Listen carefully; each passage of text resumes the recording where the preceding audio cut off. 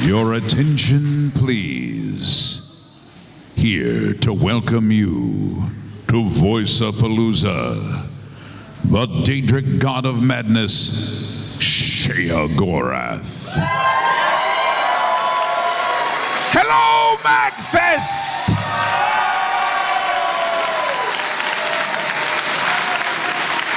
Hello, you mortal bags of dung. Welcome to VOICE-A-PALOOZA. Now, you might have been expecting Wes Johnson, a voice actor, but since he's been carrying the staff of Sheogorath, well, you know what that means. He's accepted the mantle of Sheogorath, and over time, he becomes Sheogorath.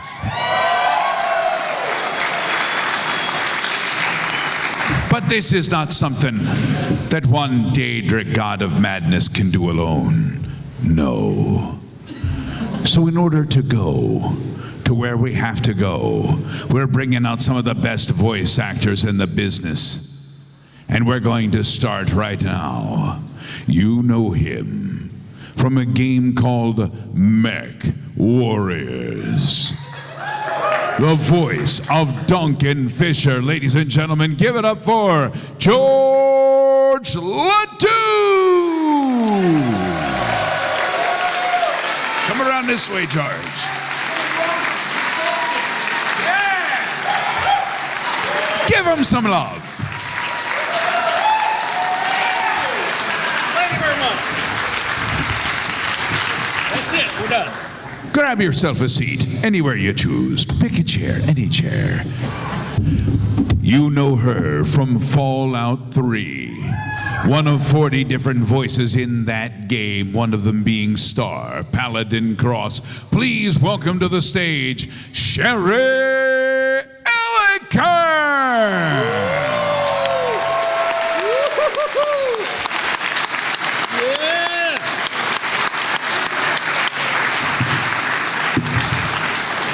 From Borderlands 3.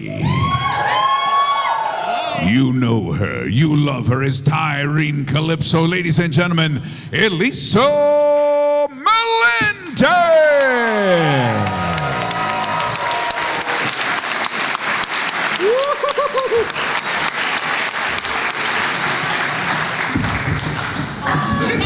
You're not going to keep it on a chair. We have chairs. A man who's lived many lives over, but one of them down under with a weapon of his choice and a deadly aim.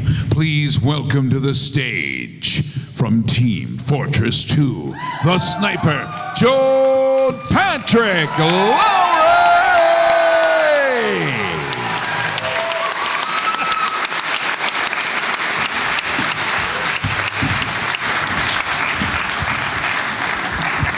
Some props. Hello! You wankers! I love you, John! From Borderlands 3, he's a hankin' clapping piece of metal that'll never shut up. And here today, we've given him a microphone to unleash insanity. Please welcome the voice of Claptrap, Jim Ferrante!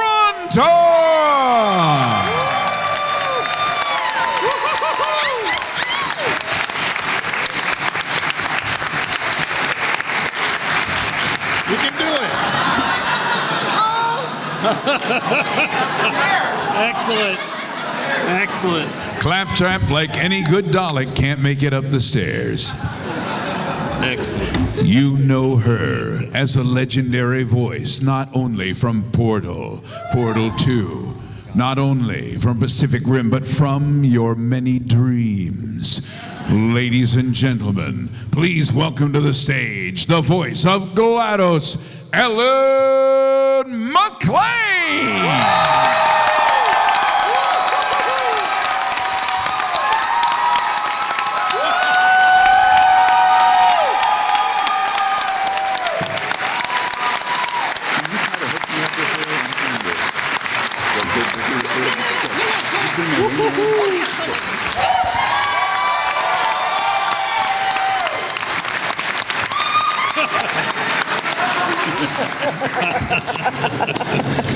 Awesome.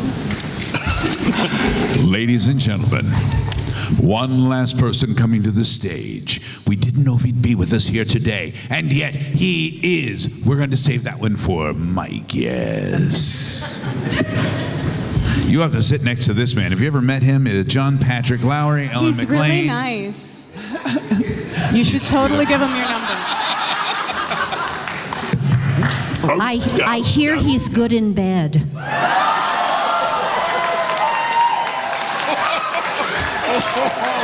What did she say? Anybody else out there hear that? Show of hands. Yeah, a couple. And now, ladies and gentlemen, we did not know whether he would be here today, but he is here today. The voice of Gob, the voice of Colin Moriarty, the voice of Radio Freedom from Fallout 3, Fallout 4. Ladies and gentlemen, please welcome Mike Rawson.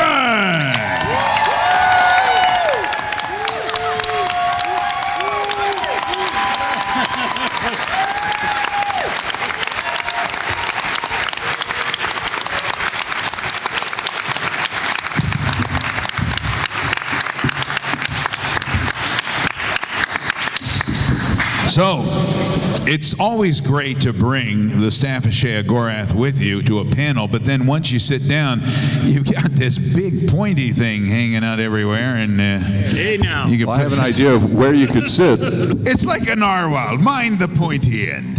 Oh, it's so smooth. That's good. Shiny. It's like a Can I touch it more? centerpiece. Please, please. The So eyeball. let's see. This would be yours right here, sir. Oh, okay. And that one would be Sherry's. And the one down there on the end, that is yours, Michael. Everybody have a microphone?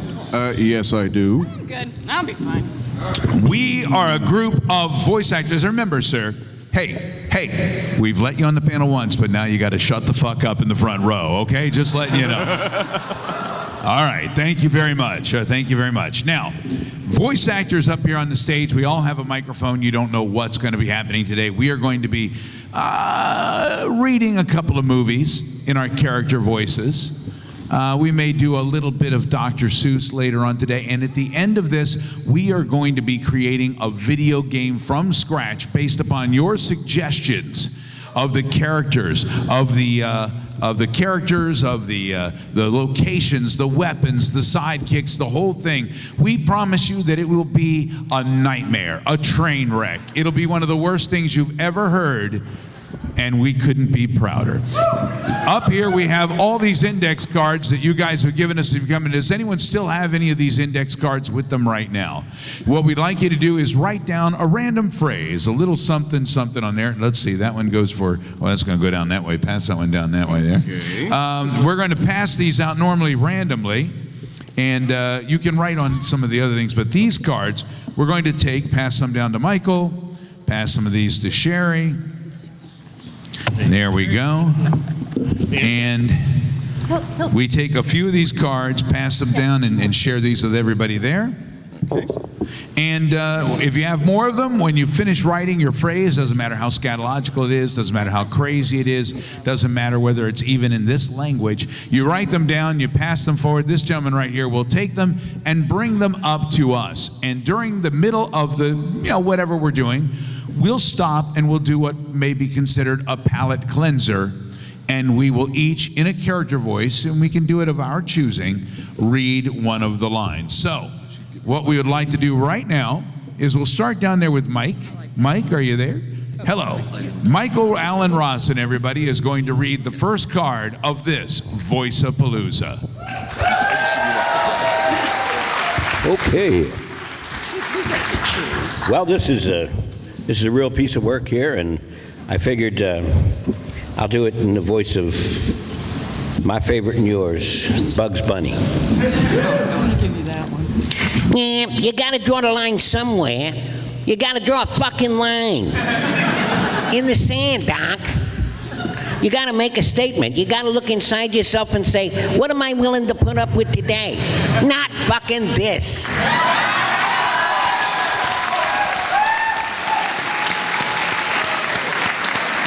Doc. Sherry, what of the fine playwrights in the crowd come up with you here today? Well, this I'm going to do as an NPR correspondent, perhaps Terry Gross. I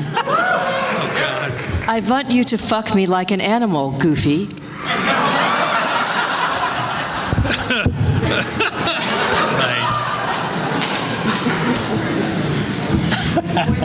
That's it? That was all? It was a short story, but it was powerful. Well, actually, I think it was more of a request, but okay, that too. George, what you got? All right. One of the characters I did was from an old game called Majesty, but I sounded like Sean Connery. So this is a good one for this. Your Majesty, help me. My wanger has fallen, and it won't stand up. I love Sean Connery. He was once people's sexiest man alive, and yet he was bald as a pecker. But it was a sexy pecker. It was. Are And we it all can't supposed stand to up. do Sean Connery? Yeah, can you do it? Let's hear your Sean Connery. No, I cannot. This one here was for me requested as the Oblivion Guard. Stop! You've stolen my heart. Pay me a fine or take me on a date. Your feelings are now forfeit. How could you resist something like that? I mean, a smooth talker, am I right? Absolutely. Jim? Okay, so I'm going to say this is Isaac from Battleborn. I know some people may have played it, but Nicholas freaking Cage in a Nicholas freaking Rage.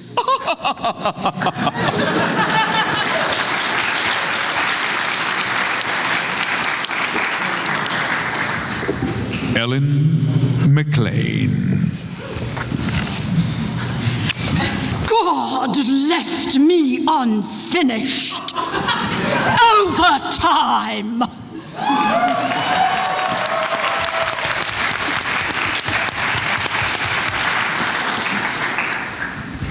This says Shea Gorath, please. So this is me doing Wes, doing an Irish guy. Upon meeting Althazar for the first time, one made more impressions. That he was English, that he was intelligent, and that he was gayer than a tree full of monkeys on nitrous oxide.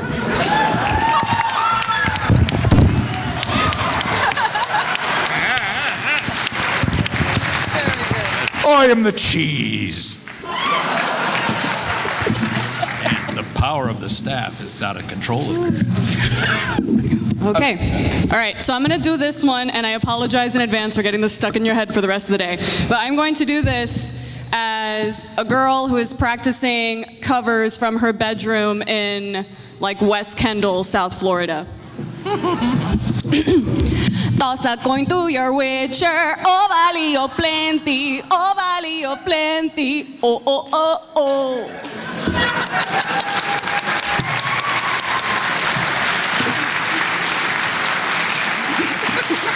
Or you just keep moving. All right, so that was our initial reading of the cards, and so what I'd like to do now is take a moment and have everybody sort of introduce themselves to you, tell you what they've done, what their dreams are, and their hopes for the rest of the weekend. So we'll start with you, Elise. Oh, hi. I am Elisa. You might know me as Tyrene Calypso from Borderlands 3. I also play the sellout gun in Borderlands 3. It's a great gun. Everybody just go find it and do the quest. It's fantastic. And also the hot mama from the Borderlands 2 Commander Lilith DLC. It's a very good sniper rifle. It's very good. My hopes and dreams for the weekend is to keep meeting and seeing and enjoying all of you wonderful people, see amazing cosplay, hopefully be able to play that awesome Bride of Pinbot machine that they have sequestered in the tournament area. Just gonna, I don't know, maybe I'll mess around and enter a pinball tournament, who knows? Cool. Wow. All right. I'm John Patrick Lowry. I'm a recovering voice actor. I've been Thank you. Thank you for your support. No, I keep doing, I mean, we work for Valve. Valve never knows what it's doing, but we keep going out there and doing voices and stuff like that. Ellen and I have a brand new company that is creating audio dramas and Movies for your mind. Who am I married to? The person who interrupts me. That's right. Okay, so so it's at harrynile.com, harrynile.com, and you can go there and sign up for our newsletter and download like half-hour to hour murder mysteries and stuff like that for only $1.99. And as for my hopes and dreams for MAGFest, I hope to discover a new venereal disease. Thank you.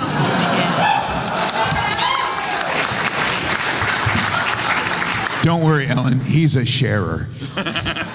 So the nice thing about harrynile.com is many of our friends out in Seattle who have also worked at Valve, Gary Schwartz, Dennis Bateman, Ron Hippie, Rick May. David Scully, Rick May. David Scully is Master Chief in the Halo games. Also Jen Taylor, who's Cortana. Right, and worked for us. if you go to harrynile.com and you put in the actor's name, all the episodes that they appear on the website will pop up, and so you can hear more of their work. Who knew that VOICE-A-PALOOZA was going to be an infomercial this time? But actually, my hope for MAGFest is that if you have not already, I hope you meet someone who you love and can be with for the rest of your lives. Or at least the rest of the weekend.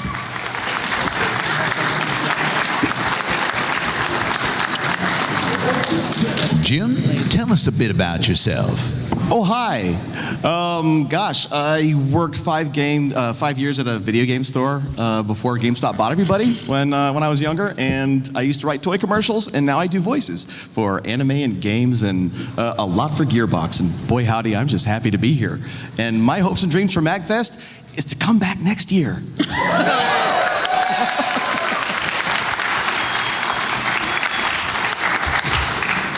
Hi, I'm Wes Johnson. I've never actually dressed this way at MAGFest before, so this is actually very nice, and these pants are very, very tight. I do the voice of Shea Gorath, the Daedric Prince of Madness, Lucian LeChance of the Dark Brotherhood, Hermaeus Mora, who I decided not to cosplay for again because of the 10 million eyes and the 10 million tentacles.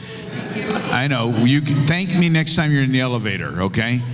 And my hopes and dreams for this MAGFest are to survive the tight pants and to make it through to tomorrow's video game voice actor workshop without catching whatever it is this man over here has. So, all right.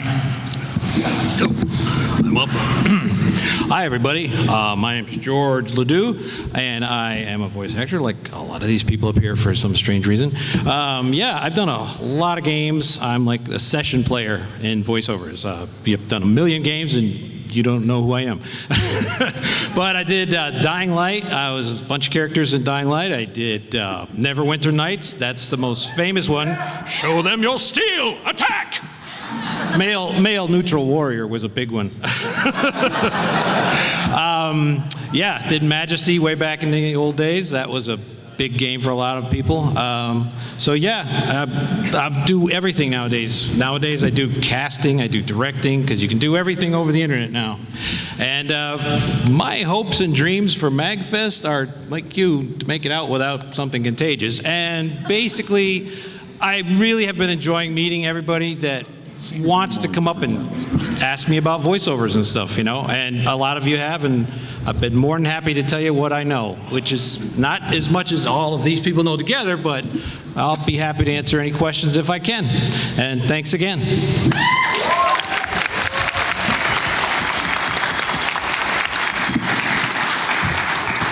I'm Sherry Elliker, and as Wes mentioned, I did about 40 voices on Fallout 3. I was also, and to include Star Paladin Cross, I also was in Morrowind, Elder Scrolls, a few unknown, terrible games that you probably have never heard of. I do a little bit of acting. I had a recurring role on the show Veep, where I played Andrea Tandy, who was a newscaster, and that's about it. I also do a lot of narrations, so I'm sort of not known for my character voices, but my rather smooth voice, and have to say things when I do a lot of medical stuff, like uncontrollable diarrhea. And so that's where I've sort of got my stock in trade right now. But my hopes and dreams, and this is a big one that all of you can make come true, so I'm banking on everybody, is that every single person in this room will be there at 9 o'clock tonight when 3 of your judges on this stage will be judging the dance contest. So suck up to them now. Yeah, so that's right. We'll take bribes, we'll take whatever. Show of hands, who's going to the dance contest? Oh, you 2, guys 3, suck. 4, Come yeah. on. But there's a lot of things they can do. Come on.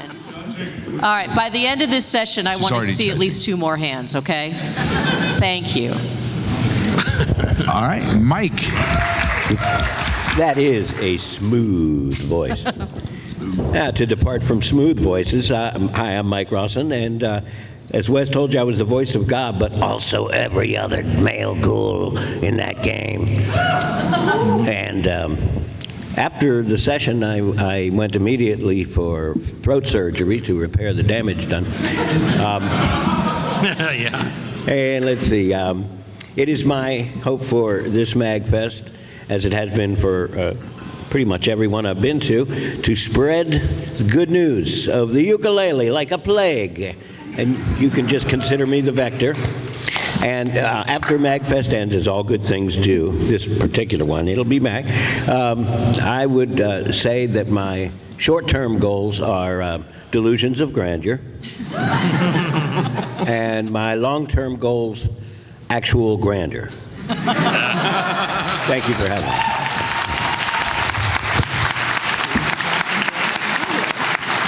Now, one thing you may or may not know about Mike is he does the very best Don Knotts Barney Fife impression on the planet. How many people out there still remember Don Knotts and Barney Fife?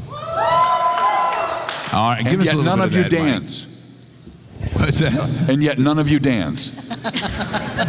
Let's hear a little Don Knotts there. Well, you know, my whole body's a voice-acting weapon. I keep a bullet in my pocket, and I'm always ready to rock it. Let's go, Andy. Let's go downtown, see what's happening. So,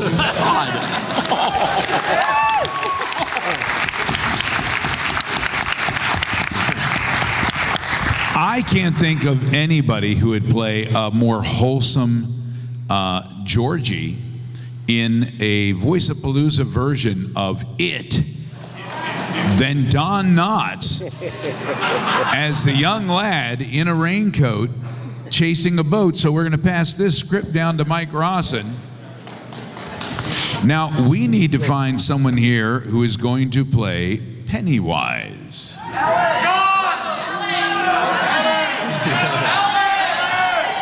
Ellen, how would you play Pennywise? I only do a few voices, but you know, I'm such a chicken. I didn't go to that movie, but I saw the trailers and they were scary enough. I'll try it. Nice. And we need a narrator of the script, because this one there's a lot of action. So who will be the narrator? There you go. We heard Alyssa, but then you were drowned out by some claptrap. All right, so ladies and gentlemen, without any further ado, Stephen King's horrifying story, as you've never heard it before. VOICE-A-PALOOZA presents the film It. Okay. He peers into the storm drain, water falling into darkness. A dank, hollow sound comes from within, the boat kicking in and out of the shadows. George snakes his arm through the... George snakes his arm through the grate, reaching for the boat, his nose pressed against the curb. Just as he's about to get it, a face appears. A greasy white face. George recoils from the storm drain, spooked. That's when a sad voice, rises up. This your boat? George looks around, hoping someone else is around to hear this. It's just him in the torrential rain. An old woman watches from the window of the house behind the storm drain. Cut to POV from the old woman's house. He turns her attention back to her cat, scraping the wet innards of a can of tuna into a plate on the windowsill. It meows. Back to Georgie. It's a nice boat. Floats. George looks back at the drain, deep inside there, lingering just on the edge of the shadows. It's a clown! Not Bozo or Ronald McDonald, but something more old world, freakish, like that of a 19th century acrobat. Bald, lithe, almost childlike. Pennywise! Why are you in the sewer? That's not your line. Oh. That's George. And by the way, who's playing the music? Shut the freaking door. This is supposed to be scary. We don't want music. I wanted that line. There's nothing more horrifying than that classical sound. I'm sorry, Mike. I took your line. Yes, go ahead. Let's start back at the line just before POV, the old woman's house. Let's hear about those innards again. Okay. Oh, all the way back there. All righty. Cut to POV from the No, let's skip the innards. Let's move down to Bozo. I'm sorry. I'm different. Oh, wait, hold on. Oh, we went to the next page. Right there. Oh, it's a clown! Not Bozo or Ronald McDonald, but something more old world, freakish, like that of a 19th century acrobat. Bald, lithe, almost childlike. Pennywise! Why are you in the sewer?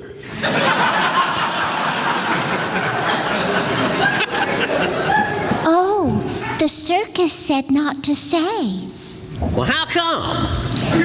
They don't let me in on that stuff. I just do my tricks for the kids. You look like a nice boy.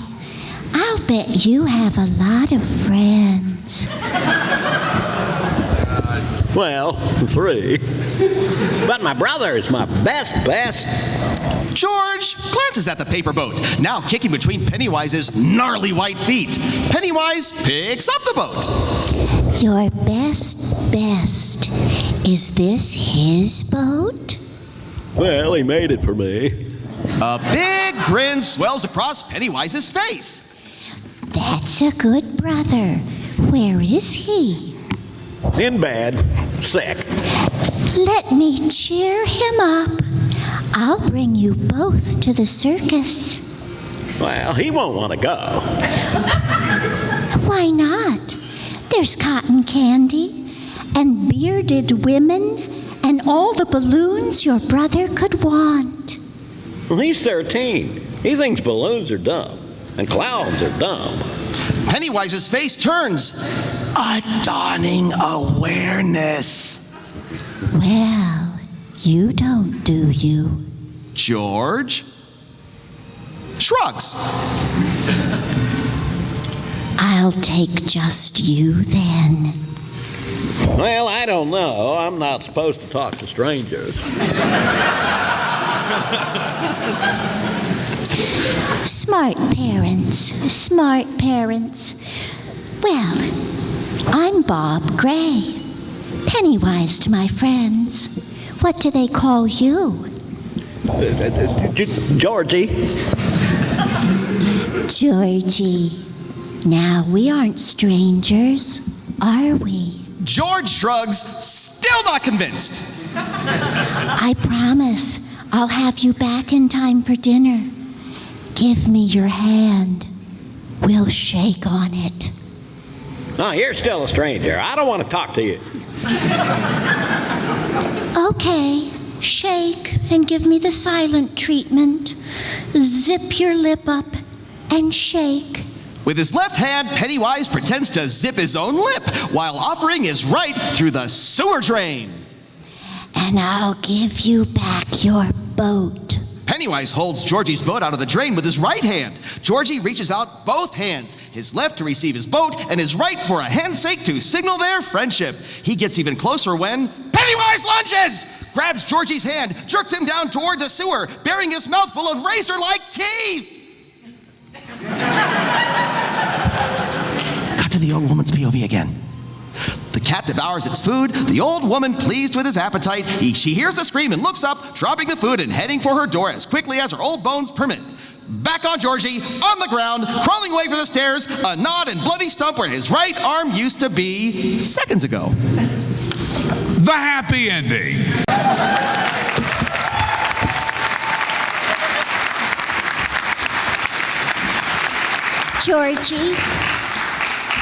Georgie, can you scream as Barney Fife? Can you scream as Barney Fife?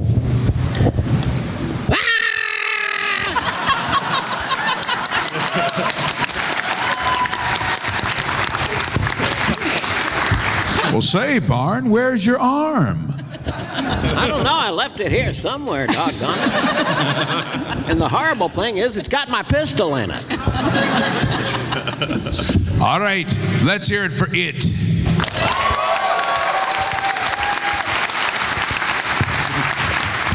I don't know about you, but I think Ellen McLean might have been even more horrifying than Skarsgård. What do you think?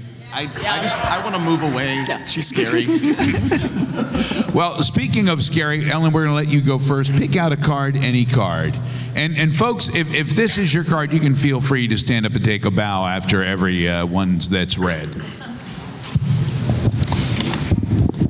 So this says, this is for me, and I'm supposed to be talking to Mr. Freeman. Mr. Freeman. Overwatch. Right.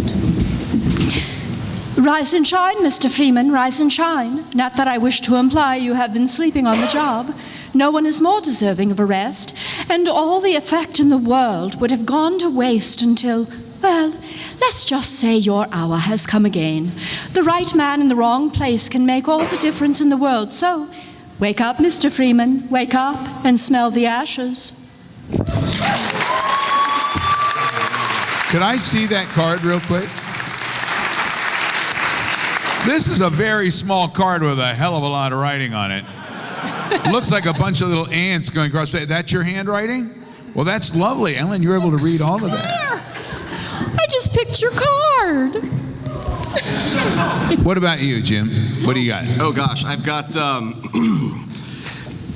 this is from Fatal Fury, but I'm going to do it as a little pumpkin man from Fairy Tale. Mishima, the world is too big for you to control. Leave it all to me. You can just die.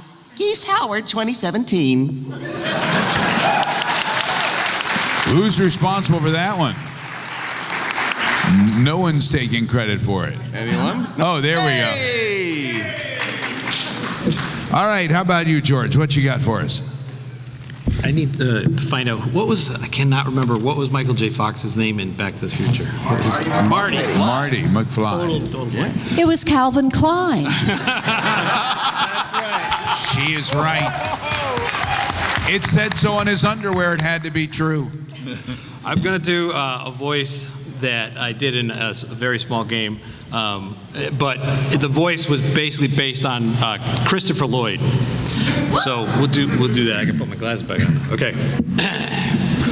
Talking to Marty.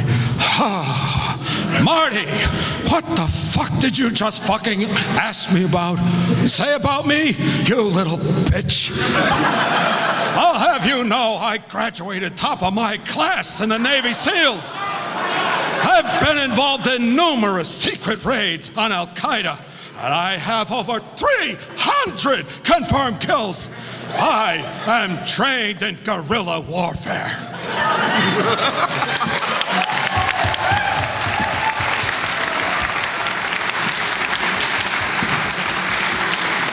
Yeah, that wouldn't have changed the movie much at all, would it? Who is that? Who did that one there? Ah, he's very happy. There we go. Nicely done. What about you, John? Okay. All right. So this has a couple of quotes in it, so you'll get like 3 different voices. So 3 for 1. It's our special sale. Forgive me, Father, for I have sinned. And sorry, Daddy, I've been naughty. Mean the same thing, really. That's it. That's all I got. Sorry.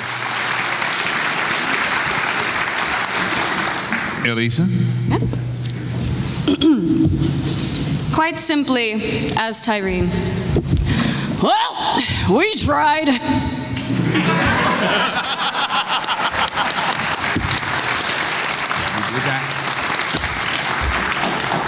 You're pointing at her and she's like, don't out me. What about you, Sherry? So I'm not sure if this comes from a game or someone's very odd, sick mind, but this is a voice that I had to do. Sometimes when you do political spots, they'll hire people locally to do spots for other regions of the country. So like Wes and I had to do a spot one time for Maine. Remember that? We Mainers? I blank that stuff out as soon as I do it. So this one was for North Carolina. Oh, stinky poop. Ha, ha, ha, poopy, funny poopy. Poo, poo, good poopy. And who is the proud author of that one? The one who's hiding down there. Oh, very, very nice. That's hang your head in shame, young man. That is pathetic. Are you the one that put the poo, poo, poopy in the elevator the other day? By the way, guys, seriously, they have bathrooms here on every floor. And when I say that, please know that I'm not saying that every floor is a bathroom, okay? Mike, your turn, sir. Thank you. One of the more iconic lines in the history of film, done as Pee Wee Herman. Leave the gun. Take the cannoli!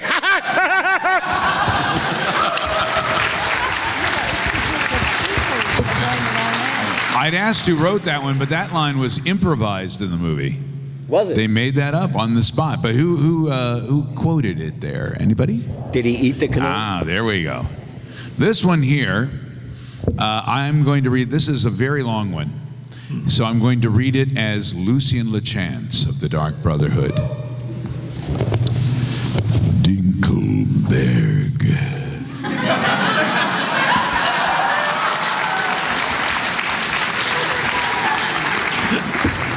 I'm being accosted. And that is it. Now, who wants to see, hear another movie?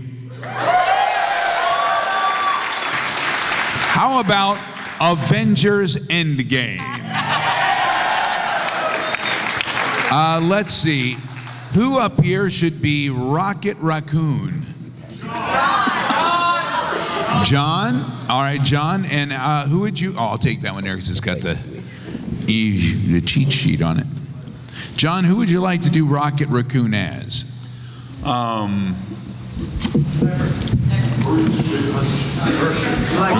Yeah, Rocky Raccoon is Earthshaker. I think that'd be good. All right. We have Bruce Banner.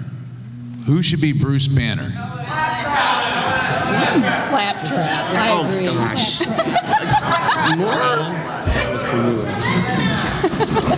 Alyssa? I think, yeah, let's go. You didn't do one last time, so let's get you in this. Pass that one down to Alyssa. She is You wouldn't like me when I'm angry. Bruce Banner. But since you are Bruce Banner, why don't we make Claptrap Valkyrie? Okay. Now we need to have Thor. George is Sean Connery. You want to do Sean Connery again? Sure. Please. All right, Thor is Sean Connery. Okay. Thank you, requester. Now, Korg. We have Korg. Mike Rawson? Mike, how about Popeye as Korg? All right. You got it. Pass that down to Mike over there. And let's see, who else do we have? We've got Korg, we've got Bruce Banner, and we have a narrator. Who will be our narrator? Shegorath. All right, Shegorath as the narrator. I think we've got everybody here. We've got Thor, we've got Rocket, we've got Valkyrie, we've got Bruce Banner, Korg, Thor. Is there anybody else? That is it. So, ladies and gentlemen, without any further ado, VOICE-A-PALOOZA presents Avengers Endgame. Cut to Bruce sitting in the back of a utility car as they traverse the green countryside of Norway. They pass a sign labeled New Asgard. They stop at a small town on a port. Bruce and Rocket get out of the car and look around at the remaining Asgardians, living like normal humans at a port. Kind of a step down from a golden palace for an Avenger, Highness, and whatnot. Have a little compassion, pal. First they lost Asgard, then half the people. They're probably just happy to have a home. Bruce, the Hulk, sounding manlier than ever, spots Valkyrie looking over at him and heads over to her. You shouldn't have come. Ow, Valkyrie! Great to see you, angry girl. I think I liked you better either the other ways. This is Rocket. How are you doing? He won't see you. That bad, huh? You only see him once a month when he comes for supplies. It's that bad. Yeah. Cut to Rocket opening a door, and him and Bruce walking through it. What the? Something died in here. Hello, Thor? Are you here about the cable? He walks into view, and the audience's jaw drops. Thor, who is shirtless. All right, off it comes, George. Has definitely put on more than a couple of pounds since we saw him last. The Cinemax ran out about 2 weeks ago, and the sports were all kind of fuzzy. Boys, oh my God, where have you been?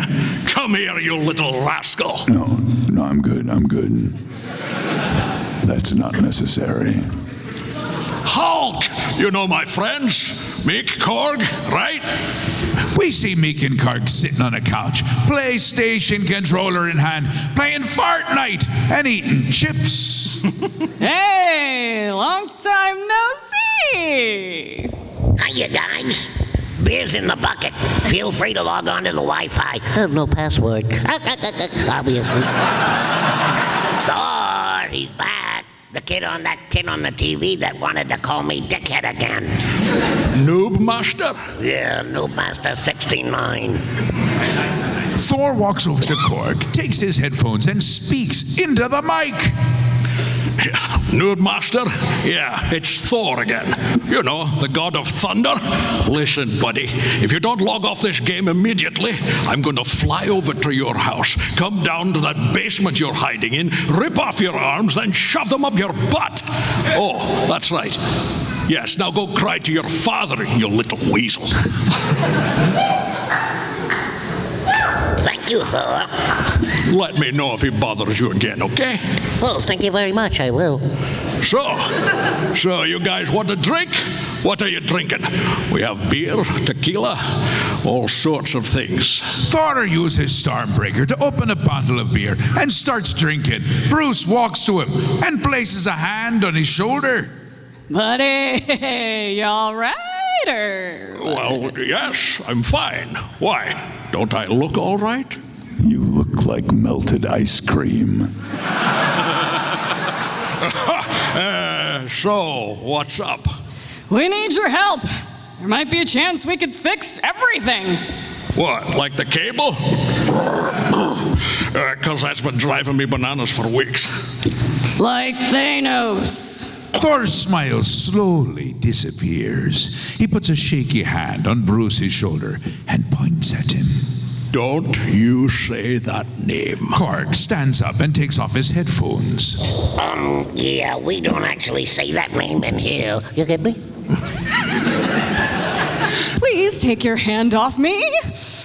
Now, I know that guy might scare you. Why would I be scared of that guy? I'm the one that killed that guy, remember? Anyone else here killed that guy?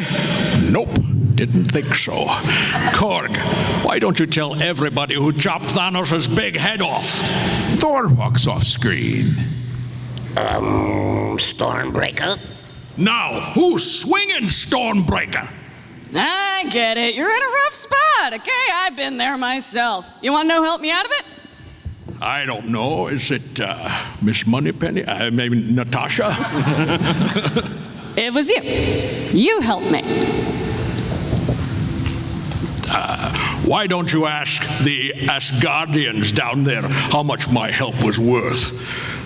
The ones that are left, anyway. I think we can bring them back. Stop. Just stop. I know you think I'm down here wallowing in my own self-pity, waiting to be rescued and saved, but I'm fine, okay? We're fine, aren't we? The camera cuts to Korg and Mick eating pizza and playing once more. Nah, all good here, matey. Cuts back to Thor. So, whatever it is that you're offering, we're not into it. Don't care, couldn't care less. Goodbye. We need you, pal. Thor shakes his head and ignores Bruce. There's beer on this ship. What kind? The end. Another cinematic masterpiece.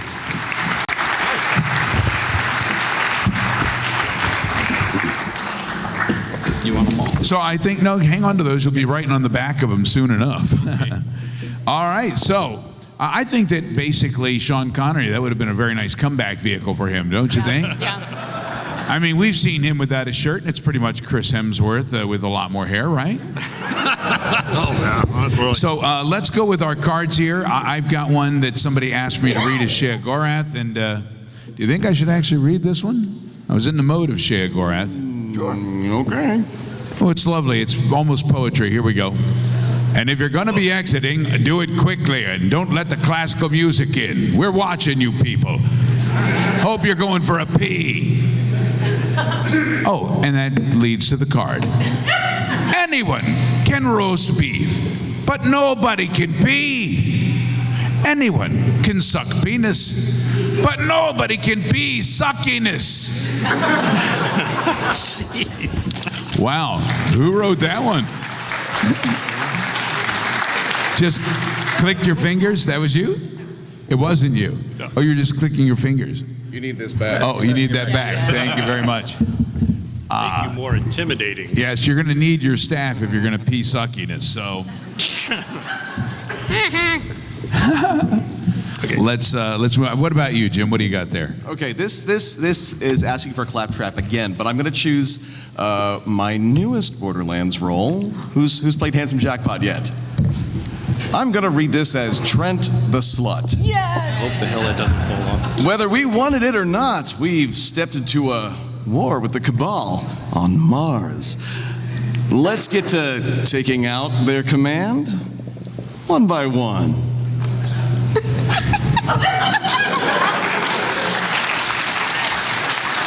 I didn't know you were Trent the Slut, and I'm so happy. Boy kegels, baby. Way to keep it tight, Trent. What you got there, John? So, how you holding up? Because I'm a potato.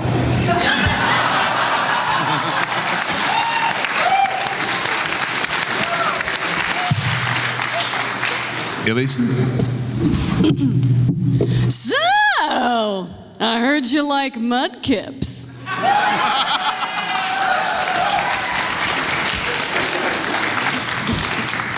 Yeah, go ahead, Sherry. This is showing my age because I don't know what this means. So I'm going to do it as I did for an elderly woman in a Humira commercial one time. All right. can't count, fuck my ass. It says, in the beat of BK rap. What are you talking about, assholes? Tell me. What the hell is that? And who wrote this so I can kick your ass?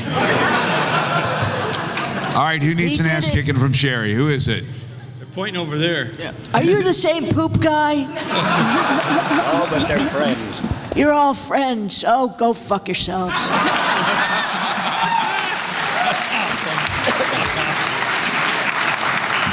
How about you, Mike? Well, I don't understand this reference, if any, but I'd like to do it as our beloved Sir Paul McCartney. Well, the Queen's beloved Sir Paul. I understood the reference. That's the line. That's the whole thing. I did, I understood it. George, what you got? This one I think is actually supposed to be for you, but I'm going to do it because I like to. Go for it. This is Bozak, who is from Dying Light. He was a downloadable thing, but he talked like this. Oh, welcome. So, let me tell you something. Sometimes I dream about cheese.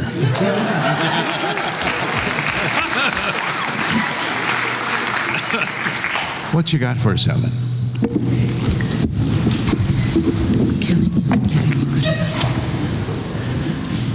I know where the Borealis is.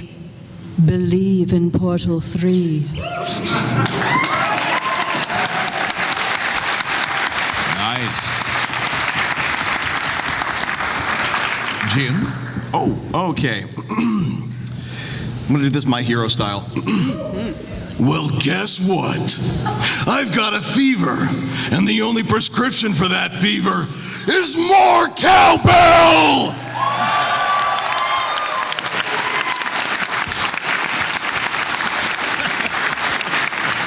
Did we get everybody?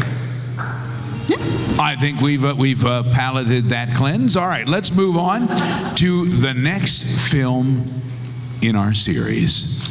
We're going back to a classic before the year 2000, Galaxy Quest. So in this one, we've got 6 characters and a narrator. So only one person will have to sit this one out. So we need to know who is going to play Laredo. Okay. I know that guy, so Wes as Laredo. Who will be playing Fred? Fine if they want to hear it. Oh, Bozak. We can do it as Bozak too. Either one. All right, you are Fred. Fred. Which one in the movie was Fred? Remind me. That was the engineer. Yeah, but what actor? Tony Shalhoub, yes. Yeah. Monk. Yes, I was just about to say Monk. Monk. Yeah, okay, got it. Okay, thank you. All right, and we need the computer system. Sherry.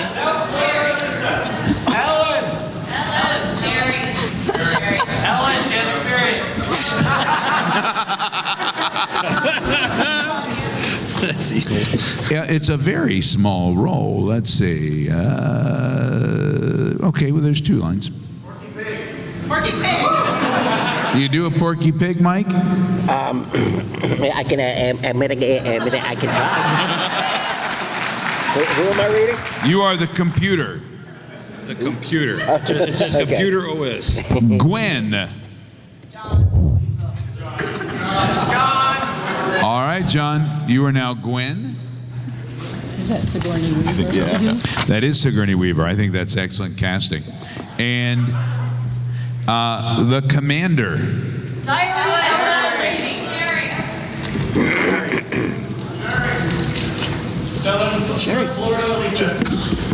All right, those who want it to be Sherry. Those who want it to be Ellen. Those who want it to be Elisa. I think Elisa. There we go. You are the commander now. But You are the specifically commander South now. Florida. Okay. And our narrator. I want to be the narrator. Ellen wants to be the narrator. And Ellen trumps all of you. There you go. All right. So, ladies and gentlemen, without who did get a role? Oh, sorry, Sherry. I'm over here if you need me. We'll make her do everything next time. Everything. It'll be an all Sherry show next time. Yeah, next script. All right. Here we go, ladies and gentlemen. Without any further ado, the motion picture by VOICE-A-PALOOZA, Galaxy Quest. Exterior, outer space. The vastness of space. Suddenly a hole in the sky opens with a flash, and a spaceship rumbles into view. On it are the letters NSEA, Protector. Magnificent. Though on closer inspection it shudders ever so slightly, denoting a pre-CGI model work on a budget. We're watching a TV show. We're exiting the time knot now, sir. Interior, NSEA Protector Command Deck, Space. 5 members of the crew in the NSEA Protector sit in the large, circa 1979, high-tech cabin.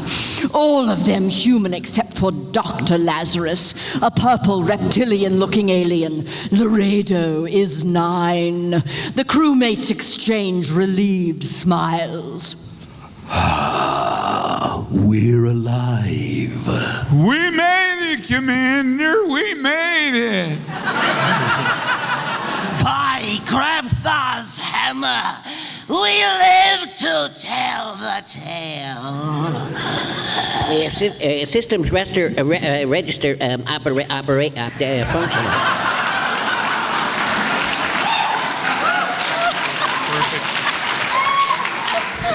All systems working, Commander. Commander? They all turn to look at the commander, who turns to reveal himself dramatically. Good-looking. His acting is classic Charlton Heston, take no prisoners style. He looks around the command deck, worried, almost sniffing the air. I don't like it. It was too easy. Look for ambient energy fields or whatever. I don't know. All normal, sir. The entire spectrum. Maybe check again. I don't know, Laredo. Check again. I don't know. Please. Yes, sir. Oh, wait. Oh, no. His radar lights up with dots. First a few, then hundreds. No, they're everywhere. Oh, there are time knots opening everywhere.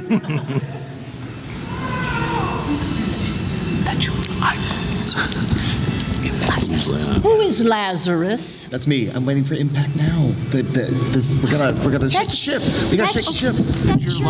No, I'm reacting to the ship though. What are you, a method actor now? Commander! You're a fucking voice actor. Suddenly an explosion rocks the ship. You like that? That was nice. A trap. We're surrounded, Commander. The entire 5K ranking is out there. Ay, pero your plasma armor? Gone, sir. Oh, man. Another blast rocks the room.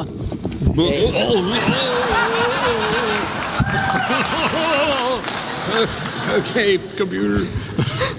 Structural damage is 60, it's a lot.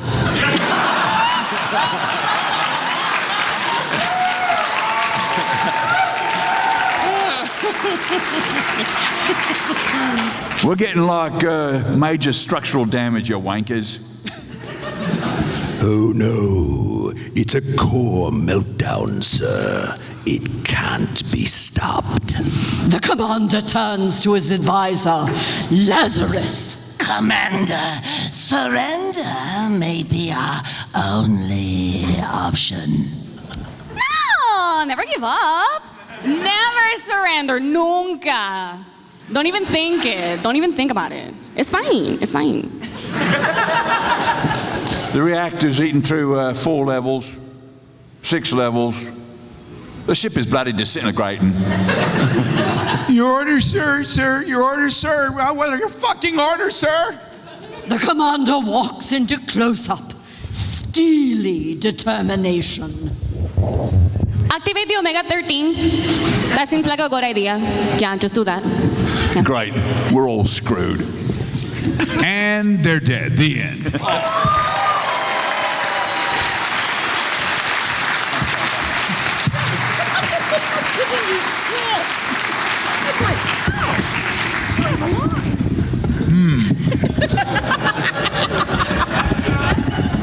Go ahead and say your line whenever you feel inspired.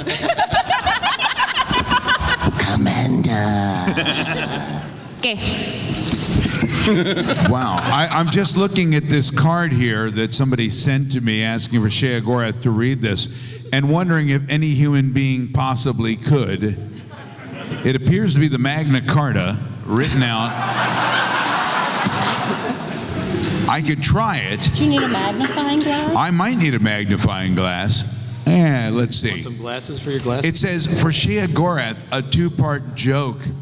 Oh, we'll be the judge of that. Let's see. And they ask on here saying, is this too long? Yeah. All right, here we go. There was once an architect, the best there ever was. I've always known how many... Yeah, fuck it.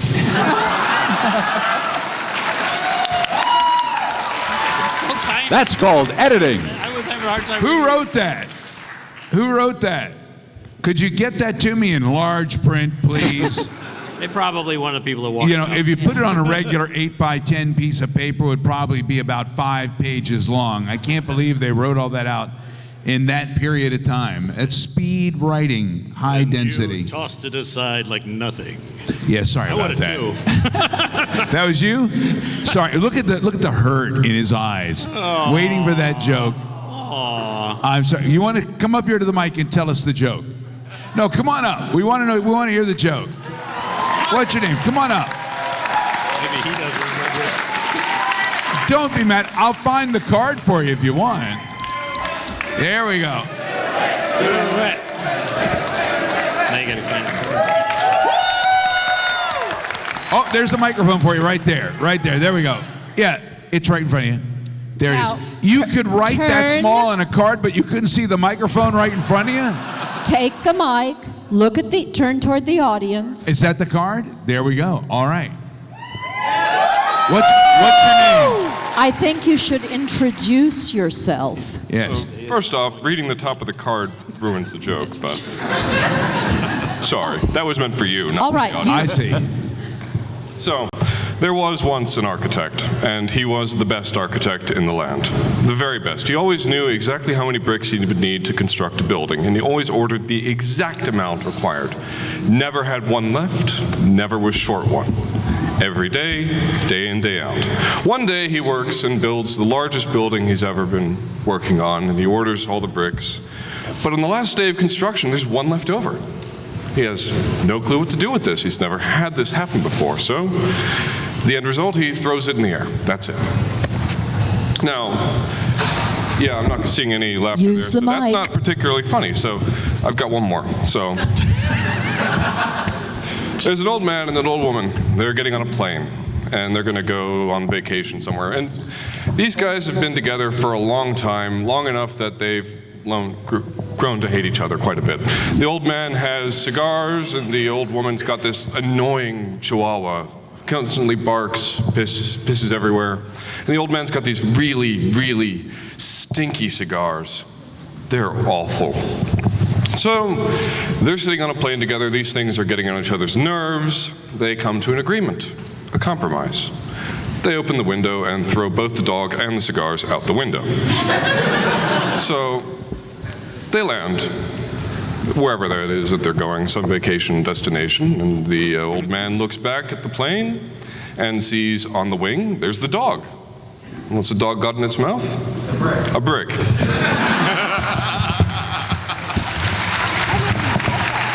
Now, first of all, well done, well read, but that you were able to fit all of that on one index card.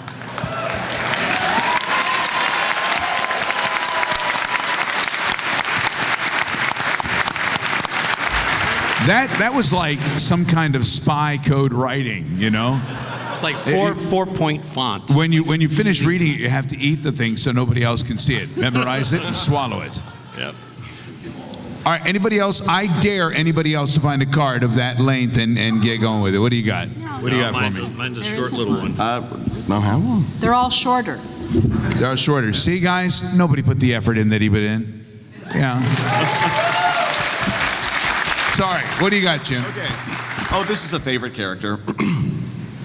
Be reborn as a can of beans! Is that you? Bless you! He says that all the time at the grocery store. It stares the hell out of everybody. What do you got down there, Lisa?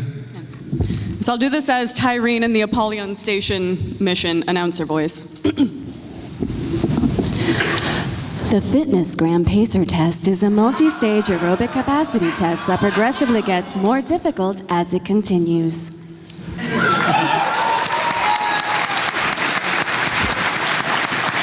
Mikey, what you got for us? This sounds like sage advice for your life and everything, and made even more so by coming from Yosemite Sam. Be gay, do arson.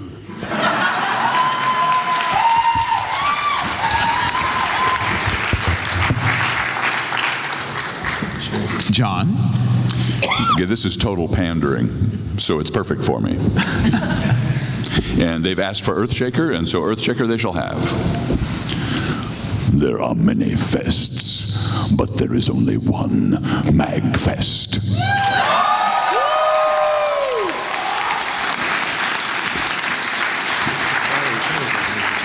Sherry?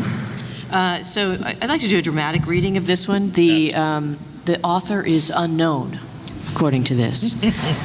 Gummy bears, bouncing here and there and everywhere. High adventure that's beyond compare. They are the gummy bears. Thank you. Mostly bouncing around the colon for years. How about you, Ellen? Now, I don't know who wrote this. I am just going to read this as Ellen McLean, and I think it is important to remember this weekend. I drink to forget, but I always remember.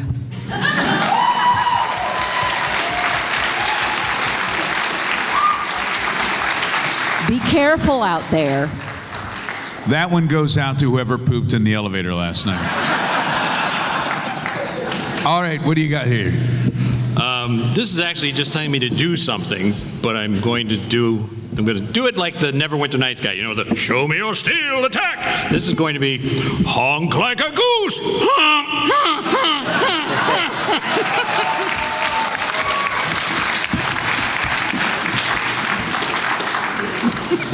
In the spirit of dramatic readings, That was my belch.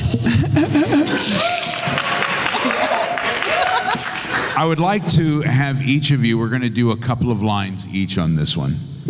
And it has to be the most dramatic reading you've ever heard of Green Eggs and Ham. But I do have a request that when we get to the very last page, I would like Ellen and Elisa to share it and do it for us in song. So if you'll pass that down that way. You take the lead, I harmonize. Oh, wait a minute. Is it I think it's 2 pages. Is it 2 pages? It's 3 pages. Oh my gosh. Oh, well, there, Elisa. It's a classic piece. 3 pages. I'm not used to it without pictures. High literature. Okay. Pass that down to Michael. Thank you. Now I'm hungry.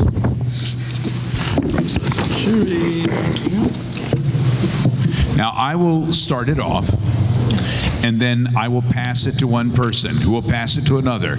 The only person we cannot pass it to until the last page is Ellen and Elisa, all right? Do we need to say who we're doing? No, it's just a dramatic reading. Okay. Just a dramatic reading. Okay. In your You won't best, know what most this is. gravitas read. Are you ready, folks? Oh, yes. By the good Dr. Seuss, green eggs and ham. I am Sam. I am Sam. Sam, I am. That Sam I am. That Sam I am. I do not like that Sam I am. Would you like green eggs and ham, John? I do not like them, Sam. I do not like green eggs and ham. Would you like them here or there, Jim? I would not like them here or there. I would not like them anywhere. I do not like green eggs and ham. I do not like them, Sam I am. George.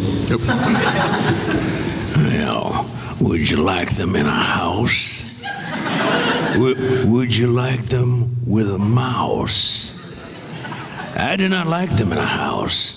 I do not like them with a mouse. I do not like them here or there. In fact, I don't like them anywhere. I don't like green eggs and ham.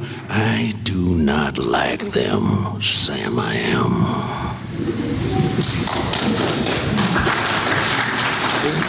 Really? Really? Would you eat them in a box? Would you eat them with a fox? Not in a box, not with a fox, not in a house, not with a mouse. I would not eat them here or there. I would not eat them anywhere. I would not eat green eggs and ham. I do not like them, Sam I am. You're up, Mike. Thank you. Would you? Could you? In a car? Eat them! Eat them! Here they are! I would not, could not in a car. You may like them. You will see. You may like them in a tree. I would not, could not, in a tree, not in a car. You let me be. I do not like them in a box. I do not like them with a fox. I do not like them in a house. I do not like them with a mouse. I do not like them here or there. I do not like them anywhere. I do not like green eggs and ham. I do not like them. Sam I am.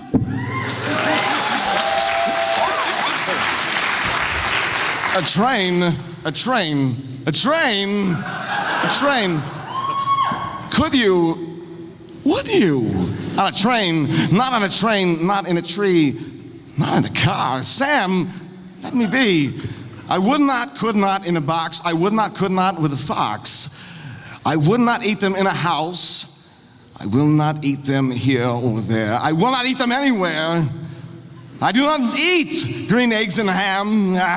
I do not like them. Sam, I am. John.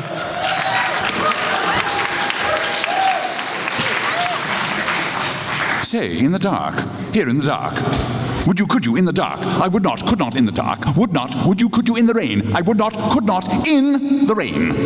Not in the dark, not on a train. Not in a car. Not in a tree. And now, Elisa and Ellen.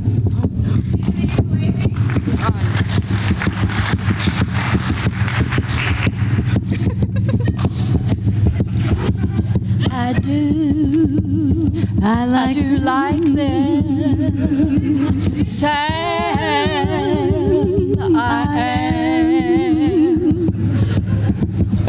And I would eat them in a boat, and I would eat them with a goat. And I will eat them in the rain and in the dark on a train. And in a car, and in a tree. They are so good, so good, so good, you see. So we will eat them in a bar. Yes, and I will also eat them with a fun. And we will eat them in a house. And we will eat them with a mouse. And I will eat them here and there. Say, I will eat them anyway.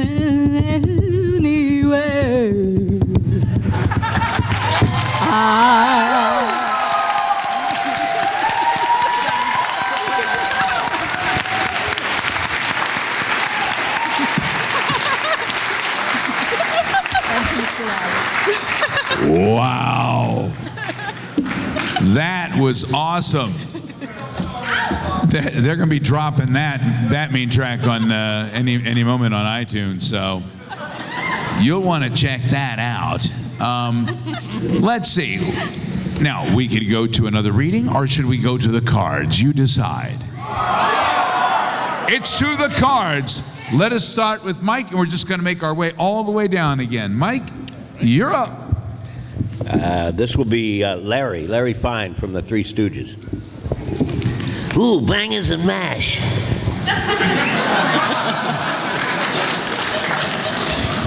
And this is a request for Azura.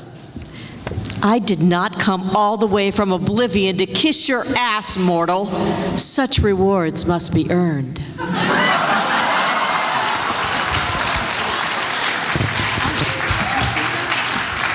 All right, this is the Majesty Dwarf. I've got balls of steel. Balls, steel. Balls of steel. There we go. This one is in the voice of Hermaeus Mora. Smile, my dear. You're never fully dressed without one.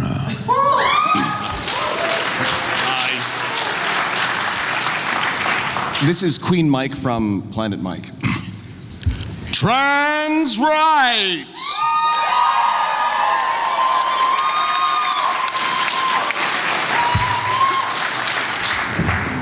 This is a very sweet message. Hope you have a sunny day. Okay, how many guys here are familiar with the game Half-Life 2? Okay, this is in the voice of Gordon Freeman.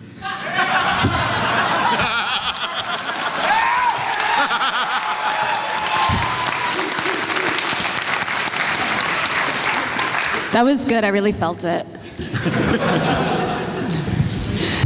I wonder what it's like to caress the back of one's eyeballs. That be so liberating.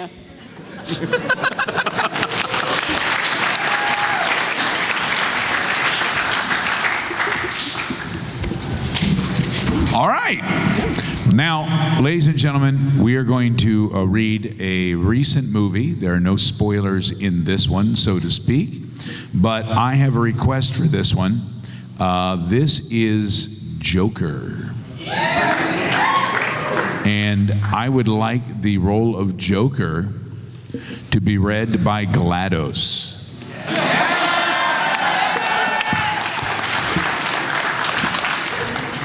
Now, we have the producer in this one of the Murray Franklin Show, and that is Gene Ufland.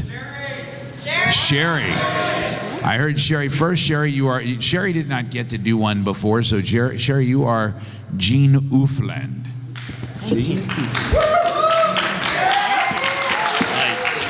And Murray Franklin. What? Popeye? You guys want more Popeye? Well, Droopy. I think Droopy's better, yeah. Mike, you're going to have to bring that mic all the way up to you there. Mike on the mic for Droopy as Murray Franklin. Murray Franklin, the talk shows. And we need a narrator. John. Okay. This is the last one I heard clearly. Everything else was talked over. John, you are the narrator. And this, by the VOICE-A-PALOOZA players, is Joker. Interior hallway, Franklin Theater night. Wide shot, empty hallway, and then Murray Franklin turns the corner, walking fast forward, the drab dressing rooms, and this is producer, Gene Upland, 50s, who's holding the show's rundown rolled up in his hand. Murray looks a little more frayed around the edges than he did in Arthur's Fantasy. Whatever. You gotta see this nut for yourself, Murray. I didn't think we could put him on with all the shit that's going on down there. Jesus, Gene, I don't have any time for this. Cindy's been breaking my balls all day. She's still mad at you about that thing? For marriages, you'd think I'd have fucking learned something. What do I gotta see? I already know he's a nut. That's why we're putting him on. It's a goof. I'm telling you, you gotta see him. Murray, I think it's too risky. The show's too big. It's worth too much to blow it on this freak. Interior dressing room, Franklin Theater, continuous. Joker is sitting on a small couch in the cramped dressing room watching the local news on a TV that's mounted up on the wall. Live shots from the subway station where Burke shot the protester. Footage of City Hall rally clashes with police. He's cleaned himself up as best he could. White grease paint smeared more evenly over his face. Green hair dyed, slicked back in place. Red lips redone. Murray and his producer Gene opening the dressing room door without knocking. Joker gets up off the couch and goes to shake Murray's hand. Murray pauses when he sees Joker's face. Murray. It's Mr. Franklin, buddy. Oh, shut up, Gene. Who gives you shit? 84? What's that? Does 84 is part of it? Thanks, Murray. I feel like I know you. I've been watching you forever. My mother never missed a show. Murray nods, not listening. He's heard this before. So what's with the face? Are you part of the protest? No, I don't believe in any of that. I don't believe in anything. I just thought it would be good for my act. Your act? Did you hear what happened on the subway? Some clown got killed. Joker looks like he's about to bust out laughing. All that news is playing out on the TV behind him. He takes a deep breath, swallows the laugh. Beat. No, I haven't heard. The audience is going to go crazy if you put him on. It was okay maybe for a bit, but not a whole segment. Murray thinks about it for a beat. No, I think it works. We're gonna go with it. Gene rubs his temples. He doesn't like this, but Murray's the boss. Thank you, Murray. Murray Franklin flashes his bemused smile, condescending. Couple rules though. No cursing, no off-color material. You do a clean show, okay? You'll be on after Dr. Sally. Someone will come and get you. Good? Joker nods good, smiles back at Murray. Murray and Jean turn to go, exchanging smirks with each other as they walk out, making light of Joker, who we see behind them still standing there. Hey, Murray, one small thing. When you bring me out, can you introduce me as Joker? Murray and Jean look back at him. What? You don't want to use your real name? Honestly, I don't even know what my real name is. Joker smiles. The guys can't tell if he's kidding or not. Besides, that's what you called me on the show, Murray. A joker. Remember? Did I? I have no idea. Well, if you say so, kid, Joker it is. Murray starts to laugh at Joker as he closes the dressing room door, shutting it right in his face. And scene.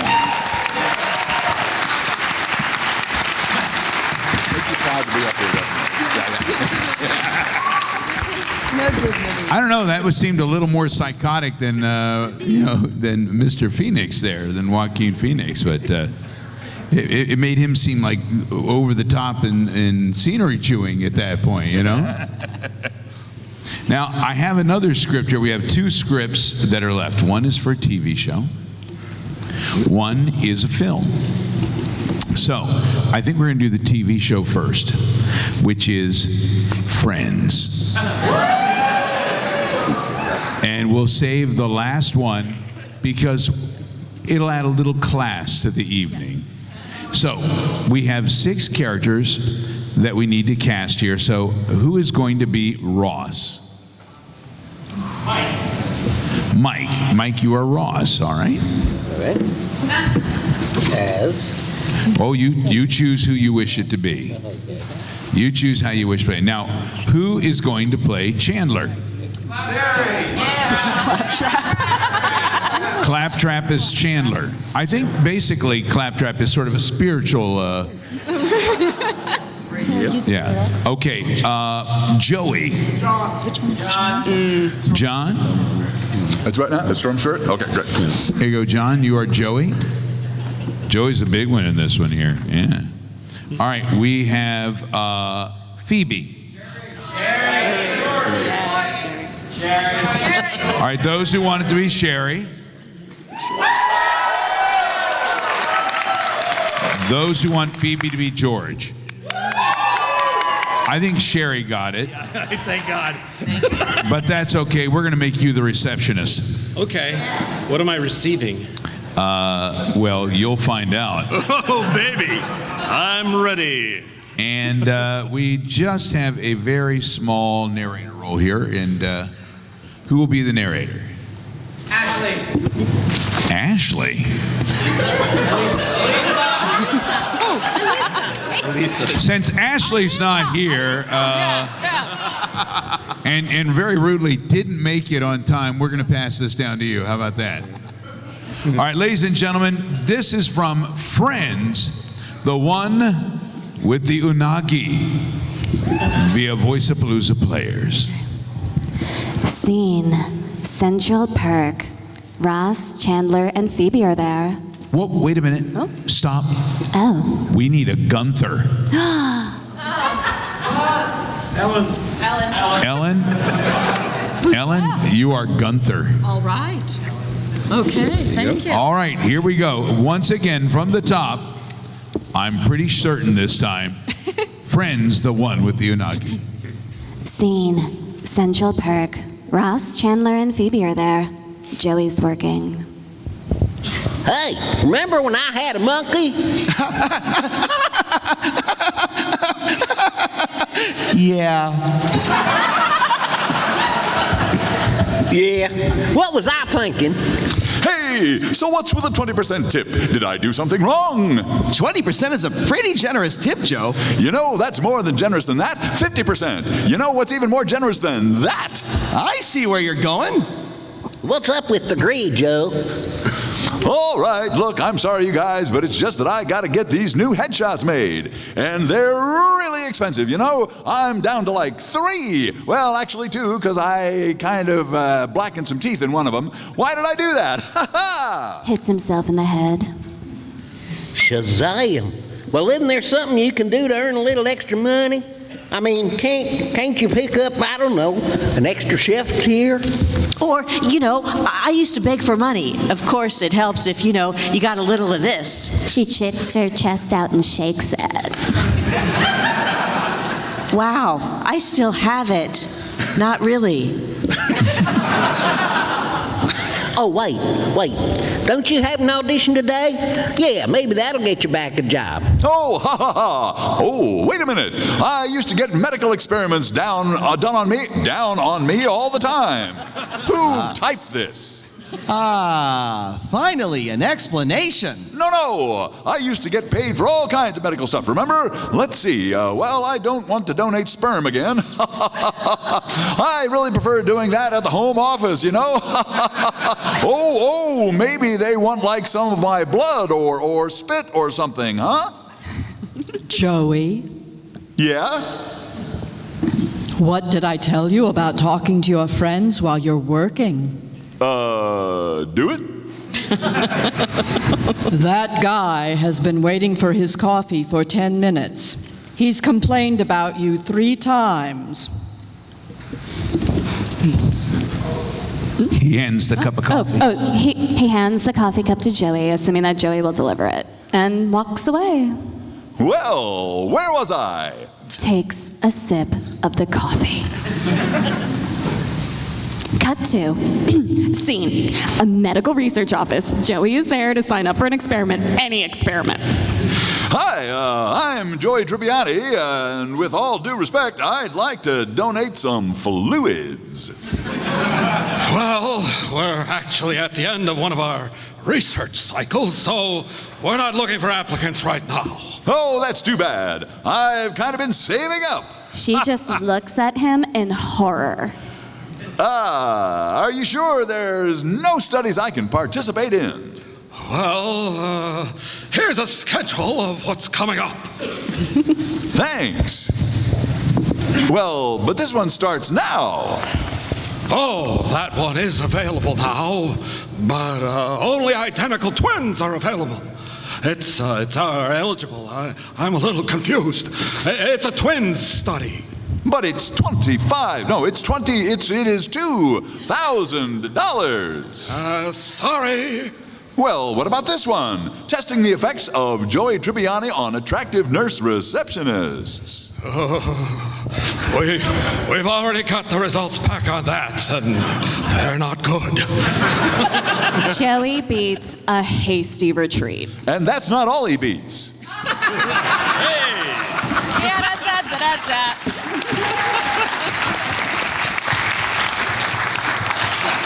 All right, ladies and gentlemen, we are now down to our final film.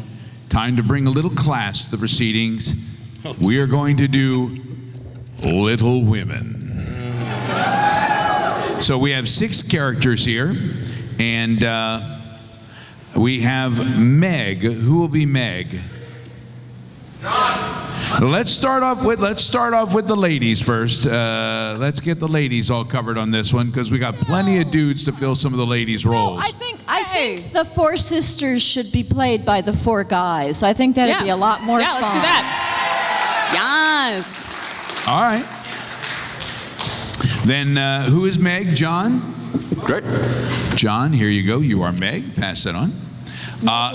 Who is sick one? Amy? Oh no, Amy isn't. No, it's Beth. Amy is Beth the sick. artist. Yes. Who is Amy? You can tell somebody else. Okay. I heard somebody say Oscar Mike earlier. I really want to do Oscar Mike. Please. Yes. Okay. All right. Oscar Mike. Okay. I heard somebody say Gob, and I'm thinking since Beth is the sick one, let's have Mike do Gob as Beth. No, there is no gob. No, Gob is Mike's character. Oh, I see. Yeah. As opposed to the whole religious thing. Yeah. And John's No, Beth is the sick one. Oh, is Beth the sick one? Yes. Oh. I mean, they're all a little sick when you get right down to it, but let's go. There you go. You are the sick one there. And then there's Amy. I think Amy's the sexy Amy one. should be George. What? Yeah, George should be Amy. What did I do to you? You have a big ego. I don't want to. No, Amy I has don't. a big ego. I have so a little do ego. Amy. And then Mike should be Joe. This isn't your show anymore, is it? Not at all. And you should be Marmee. I'll be Marmee. Okay, so you want to be Joe. So who is Beth then? Who's Amy? I am so freaking confused now. I was. Okay, So yes, ma'am. So I'm I no am longer Amy. Amy. George is. Yes, ma'am. I am Amy. Oh, were you Amy? I thought you were Beth. I was Amy. No, okay, Amy. You were so Amy. then, I'm Amy. so then George is Beth. Somebody who- call my agent. Jim is your All right, let's ego start big here. enough Who is to be Meg? Amy? Who is Meg? That was Okay, all that was right. John. So Jim is Amy, John is Meg, George is Beth, and Mike is Joe, and Marmee. Wes is Marmee. Okay, and we need to have Thought I a was Lori. Lori's a guy. That Thought I should be was Beth. Shelley. Who is that? Sherry. Sherry, you are Lori. Now you're Lord. Sure. And who is our narrator? Wait, there's a boy named. Alyssa. Pass that on down. Maybe somewhere in Hey, she You're said just it. setting all this up and sitting back and watching the train wreck, aren't you? All right.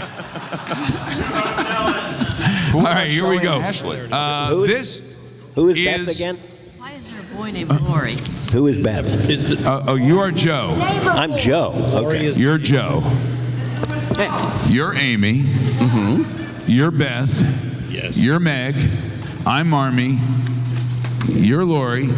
You're the narrator. And this is Little Women.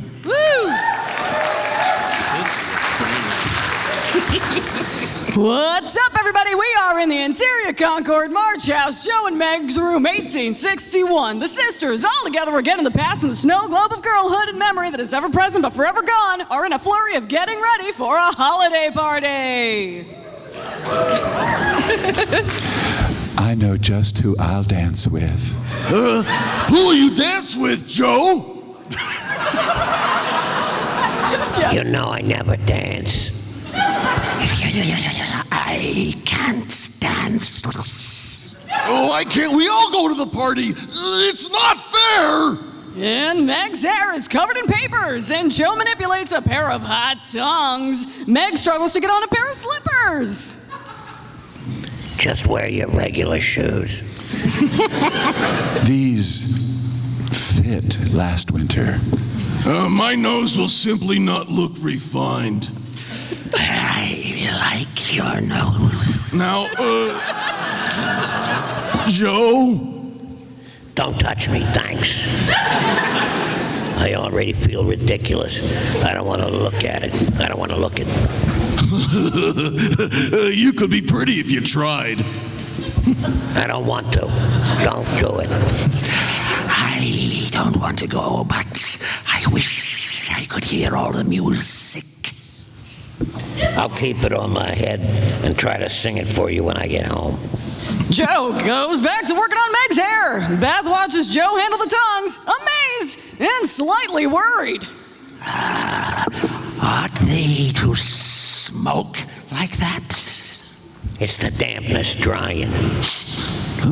What a queer smell. It's like burnt feathers. There. Now you see a perfect little ringlet. Joe removes the tongs and a burnt clump of hair follows. Oh man! Joe screams and Meg screams because Joe screams. So you know they're all screaming. Yeah. You're ruined. Oh crap! I screwed that up. You're ruined. Why is her hair off? Meg, I'm so sorry. What have you done? Marmee? I'm spoiled. I can't go. My hair. I'm sorry. You shouldn't have asked me to do it. I ruin everything.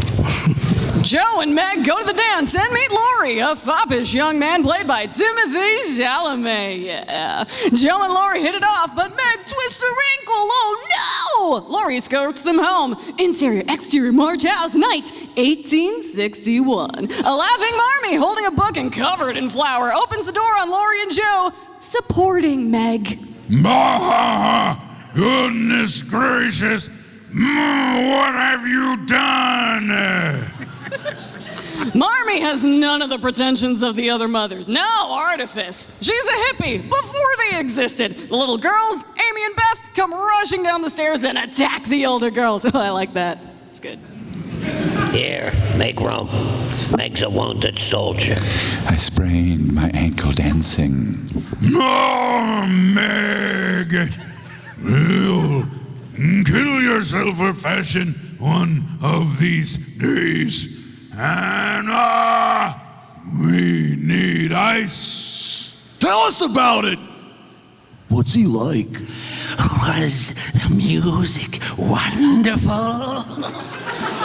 Laurie stands apart, not wanting to be a disruption, but loving the March household. This slightly medieval utopia of artists and thinkers. It's Come in. Apologies for the chaos. I enjoy baking in the middle of the night. Don't mind the clutter, Mr. Lawrence. No, we don't. Laurie, please. Can I call you Teddy? Yes. You must be part of the girls' theatricals. I'm Amy. Hello. They could use an extra player, although you'll have to fight Joe, for the male roles are play a girl. Here, have a scone.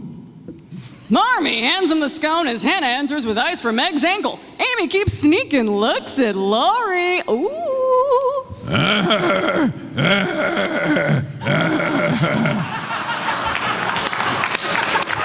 Laurie, how are your ankles? Do you need ice?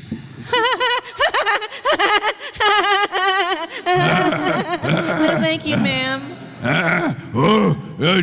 Just call me Mother. Or Mommy, everyone does. He doesn't say anything, but it looks as if he's about to cry. Oh, he doesn't have a mother and hasn't had one for a long time. Relatable. It really seems like being a fine young lady to come home from my party in a carriage and have maids to wait on me. That sentence doesn't have a verb.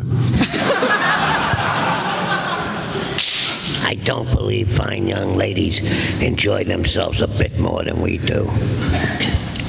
The girls laugh and prance and gossip around the warm fire.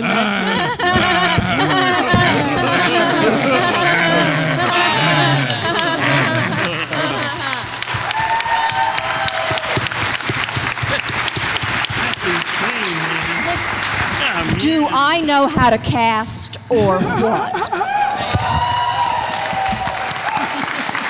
Simply horrifying. Although I did see the movie, and that might have been more fun. Yeah. Okay, I was a little scared, though, when you and her are both here laughing, and I'm like, what the hell? It's kind of creepy. Now, in just a moment, we're going to be creating a video game from scratch, and we'll be needing your suggestions in order to do it. But in the meantime, we're going to read off a number of these cards and get them out of the way. We're going to do some speed runs, 2 speed runs. Are you ready, guys? Okay. We're going to start down there with Elisa, and we're going to come this way, and Mike, you'll read 2, and then we'll head right on back. You ready? Yep. Go! Lower, lower, too low, lower. There are no gods here. Only fairies. How do you spell toxic? S-C-O-R-P-I-O. And for my next trick, The human mind, perhaps the most powerful weapon second only to the gun or the swatter. Well, Layla, yeet is for distance. Kobe is for accuracy. Remember, the field mouse is quick, but the owl sees at night.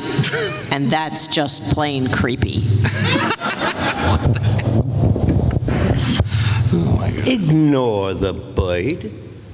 Follow the river. The other end? Yep, Megan. Other end. So two from Mike. Oh, two from Mike. Okay, Mike. You Oh, doing- two from me. Yep. It's messed up how they're like 1,000 Christmas songs, but only one song about the boys being back in town.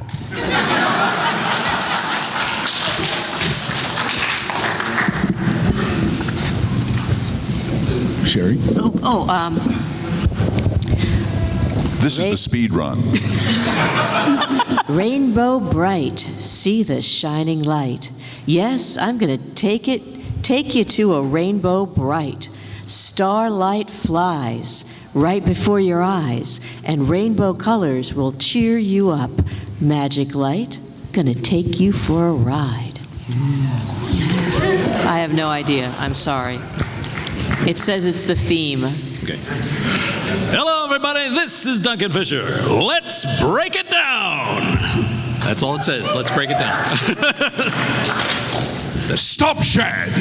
You have violated the law. Delete that message or serve your sentence. From the Gonky Gang. No! This is Patrick!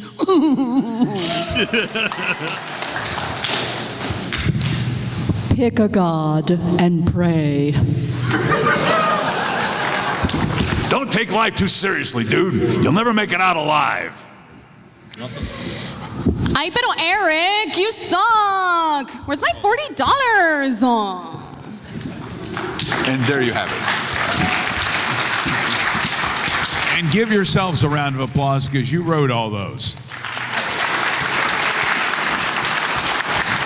Now, it is time to create a video game from scratch. And in order to do that, we're going to need to come up with a title for this game. So somebody shout out a game title. Portal 3.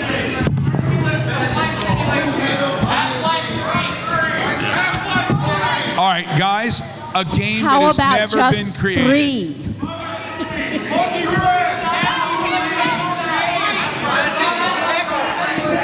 I heard something fresh. What was that? Funky fresh.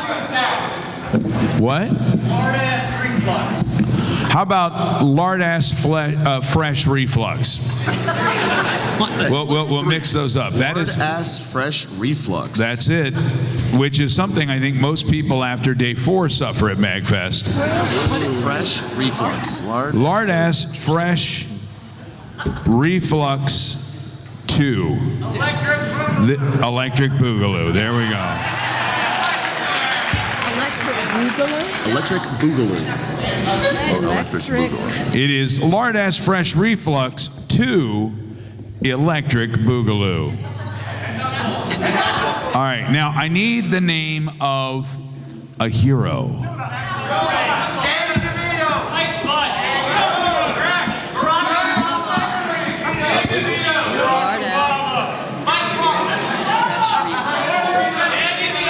All right, guys, Barack Obama no real is my people. hero. No real people. I'm hearing Danny DeVito. I'm hearing Barack Obama.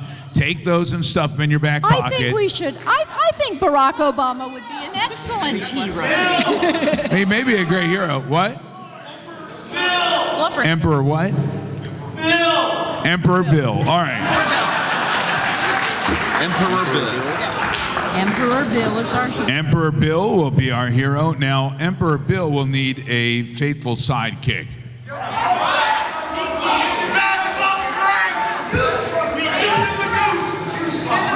How about Juice box. Juice box. I'm gonna go with Boba Juice Box. Boba Juice Box. Boba Juice box. Bobo juice. Bobo Juice box. Bobo Juice Box. Bobo Juice Box. All right. I like it. Bobo Juice Box is the sidekick. Now, we need an evil villain.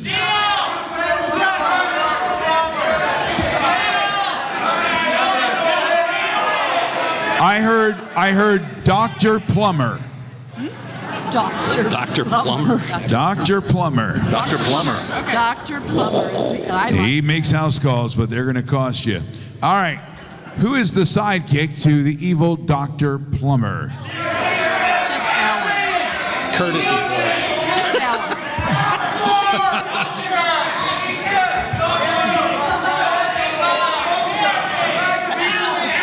Bag of eels. We're going to go with donkey eels. Donkey. Donkey eels. Donkey eels. Donkey Eels, the evil sidekick. We had a Donkey Kong, that's a character that is already out there. We heard Bag of Eels, so we're just going with Donkey Eels. Those are our sidekicks, our evil and our sidekicks. Now, where does this take place? A location?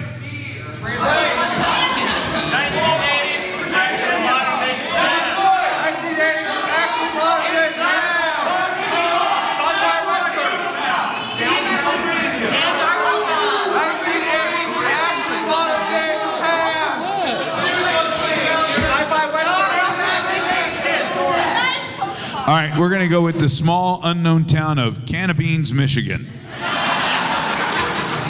Can of peas? Can of beans. Oh, can of beans. Can of Beans, Michigan is where this takes place. And I need to have an everyday household item. A dildo is an everyday household item in your house, sir, yes?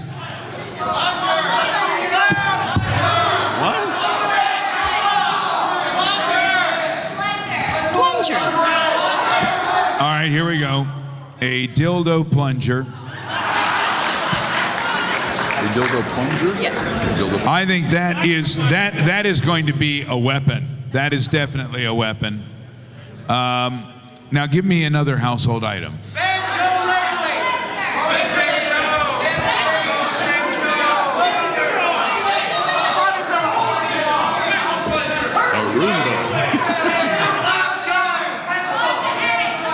I heard. Yeah.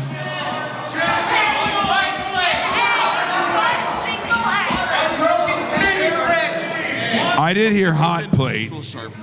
Okay, we got a hot plate and a broken pencil sharpener. Hot plate and broken pencil sharpener. These are hot plate and pencil sharpener. well, you can invent that, sir. Broken pencil sharpener. Wait, is the pencil sharpener broken? Or is the pencil broken? I know. Well, you can. This is where the improvisation comes in. Well, the programmers figure that shit out. Yeah, exactly right. That's what they pay him for. All right. Now, I need to have a special superpower.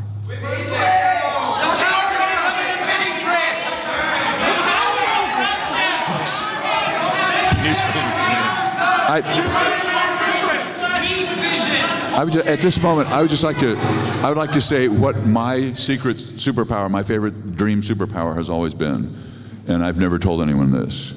I've always dreamed of having the superpower to eat something and poop out something cooler. Transmogrification. Eat a ham sandwich and poop out a time All right. machine. So we're going to call that colonic transference.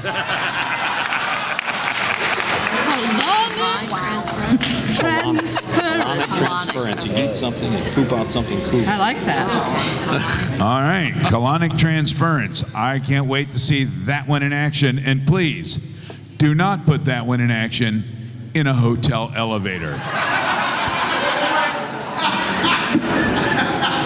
All right, guys, one more weapon of mass destruction.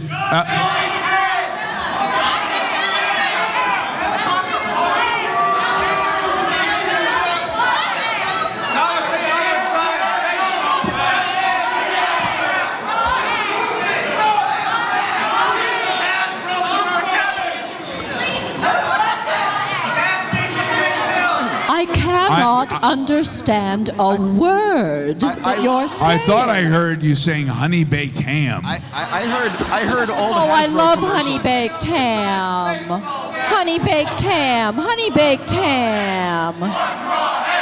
One raw egg. One raw egg. Hey, you know One what? raw egg. I like that. I like that. One raw egg. That is the ultimate weapon. One raw egg. All right. So now it is time to do the casting. God. Who will play the hero, Emperor Bill?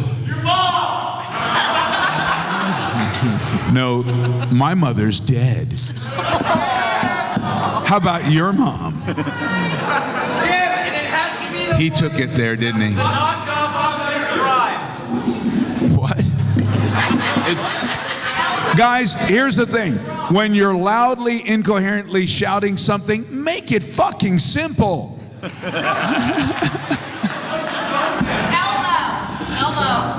Oh. Jim does Elmo. No, we're looking who will play Emperor Bill. But what actor? I've actually done Elmo for Hasbro before. All right, there we go. Okay. So there you go. Jim, as Elmo, will be Emperor Bill. All right, we need the sidekick, a Bobo Juice Box. Sherry? Okay. Sherry, you are now Bobo Juice Box. The evil Dr. Plumber. Ellen, you are the evil Dr. Plumber. The sidekick, Donkey Eels. John? You guys want John to be the sidekick to Ellen so bad, right? John, you are Donkey Eels. We need to have a narrator. It should be you. It's your game. I should narrate the game here. We need to find. I'm going to give some of these weapons. Will actually, like in Beauty and the Beast, have voices. So who will be the voice of the dildo plunger? Mike. From this day forward, you are a dildo plunger. It's fantasy casting right there. And I'm a weapon. Who is the singing hot plate? Alyssa, you are the singing hot plate. A singing hot plate? A singing hot plate. Who is the voice of the colonic transference? George in the voice of Sean Connery. Okay. Will be the voice of the colonic transference. I hate you all. Ladies and gentlemen, it is now time to present, for the first time anywhere, and more than likely, the last time anywhere, the new video game, Lard Ass Fresh Reflux 2 Electric Boogaloo.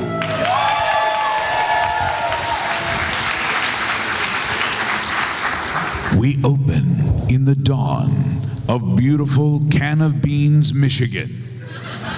The smell of processed beans, humanly processed beans, filling the air. As we make our way slowly to the tenement buildings, we look inside and we see the once powerful, the once mighty, the now deposed Emperor Bill discussing their straits, their dire straits, with his faithful sidekick, Bobo Juicebox. Good morning, Bobo Juicebox. God, jeez, I don't know what you want me to do. I really don't have any skills. Why do you keep making me do things with juice? Well, because Emperor Bill and Bobo Bobo Juicebox have to fight the evil Dr. Plumber. Oh, shut up. I don't even know what you want from me anymore. I'm nothing, okay? You make me worried about everything. God. Shut up is a not nice thing to say.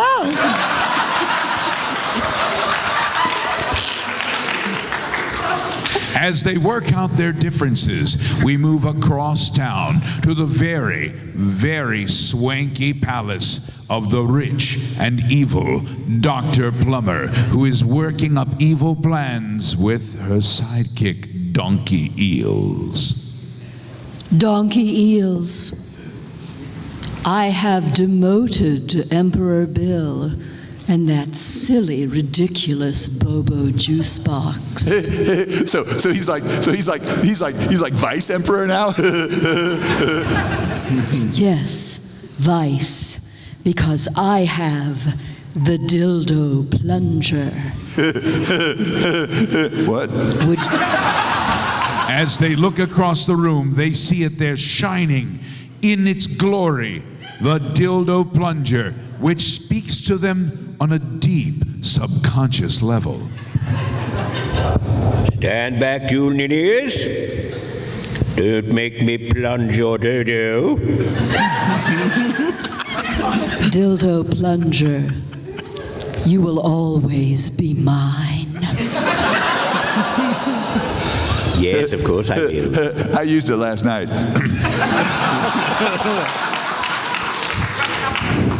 No.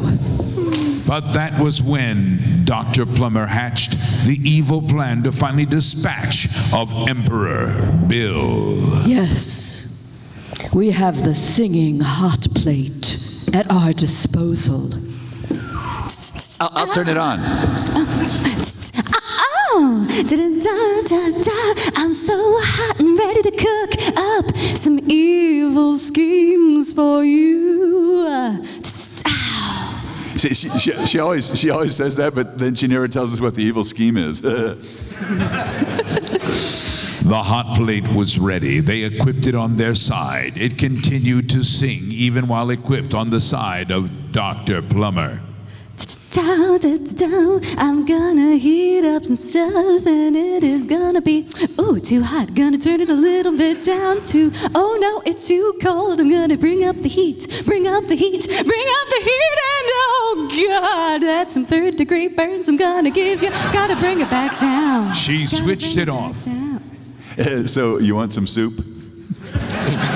That was when she handed the other utility belt to Donkey Eels with the dildo plunger.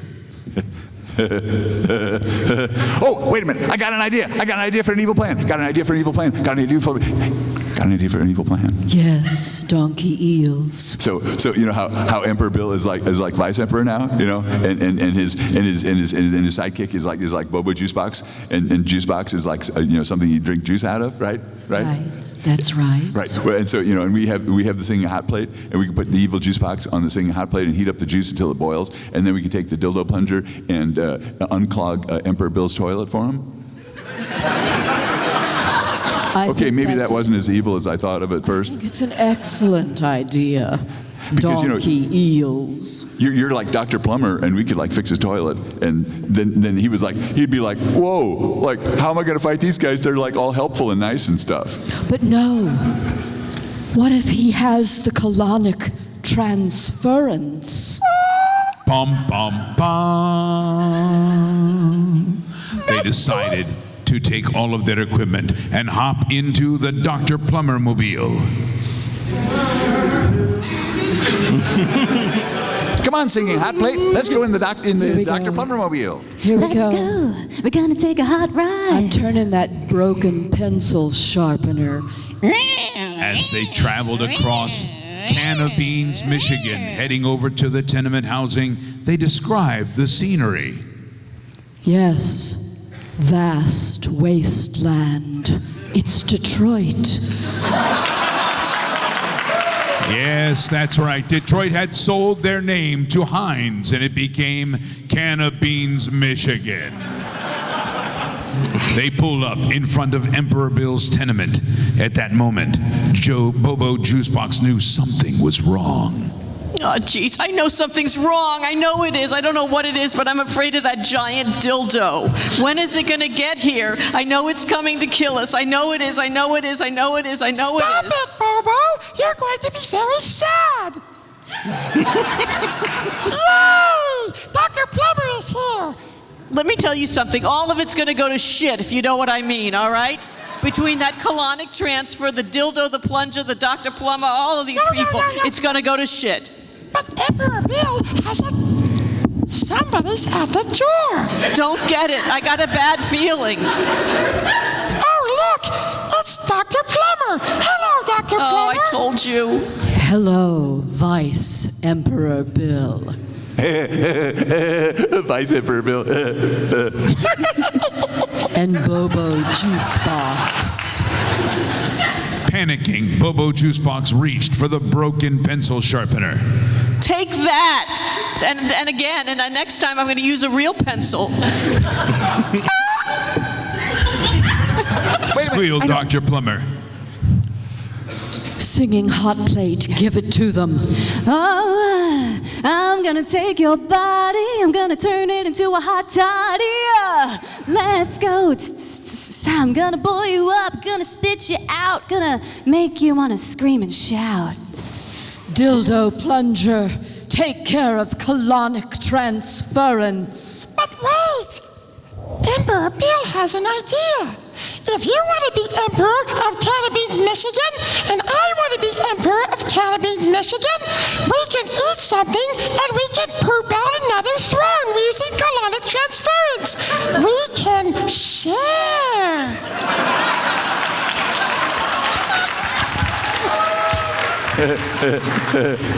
He wants to share the dildo plunger. At that moment, into his pocket, which no one ever knew he had because he appeared to be red and naked, Emperor Bill pulled out one raw egg. Hey, Dr. Not the Eels, egg. did you want a second dildo plunger? Hold on a second.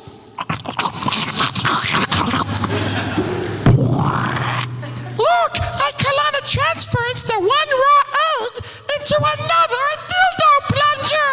As the colonic transference began, as the colonic transference of the one raw egg began, it sounded something like this. I don't understand how I get these shitty rolls. I'll show them. Yes, I can transfer your eaten material. Sure, let's say you eat broccoli. Now you've got nothing but a chocolate bar. How do you like that? Or possibly you've eaten kale salad. Now you have a handful of raisins. For some reason, everything that came through the colonic transference was brown. Brown goes very nice with red. I give up. Elmo reached out and grabbed the raisins and the chocolate. My name is Emperor Bill, Mr. Narrator. Emperor Bill reached out and grabbed the raisins and the chocolate. Let's make chocolate chip raisin oatmeal cookies. Quick! Our only hope is to turn on a singing hot plate and cook the cookies and turn them into burnt cookies. That's really evil, right? Yes.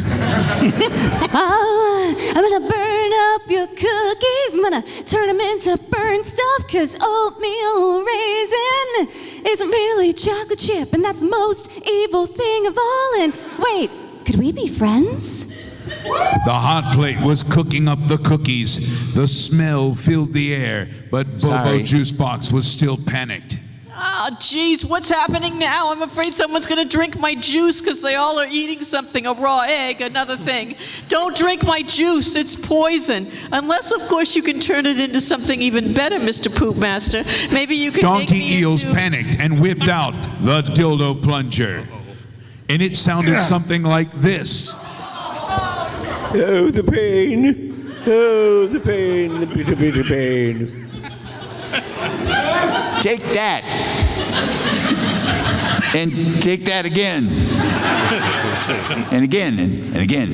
And A again, slow again. dildo plunging was taking place. Golly, that's really wiggly. Yuck. The cookies filled the air. Bobo Juice Box fell unconscious to the floor. I'm dying. Maybe I'm just leaking. Wait. If we have 2 dildo plungers, we can cross them. It'll be like crossing your streams when you're peeing, you know what I mean? And that'll make a super dildo plunger that will make us all... Okay, and so if we have the dildo plungers crossed, and then we have the colonic transference that can turn everything into something better, then we can turn Vice Emperor Bill into like a better actor.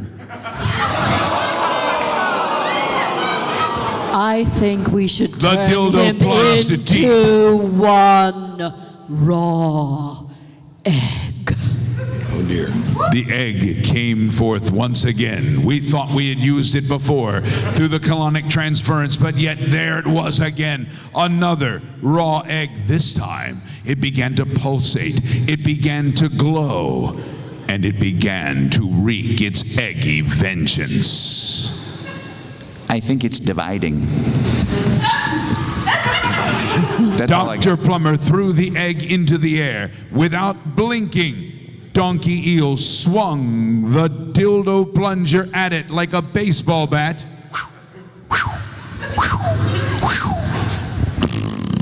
And exploded the egg through the air all over Emperor Bill. Never fear, dildo plunger is here. Now it's time to sing a bath song. Oh, covered in raw egg. Oh, time to take a bath. Going to get some soap and clean myself so good. They couldn't understand a damn word he said. But they realized his eternal optimism was about to defeat them in all their evil glory. Yay! Oh no, the egg, it's making its fur all shiny. The red fur completely began to defeated. solidify into an armor. An armor even more firm than dried stinky egg. What are we gonna do? What are we gonna do? I don't know. I think we're scrambled, and that's no yoga. That's it. I'm sorry. And that is the end. Let's hear it. Thank God.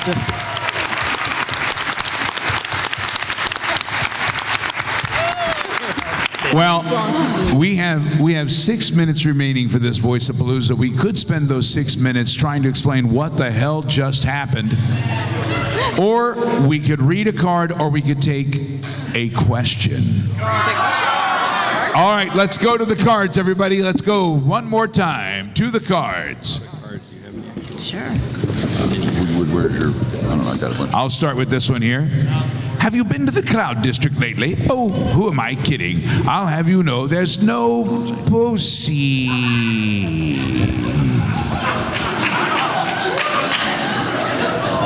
I think somebody over there wrote that one. All right.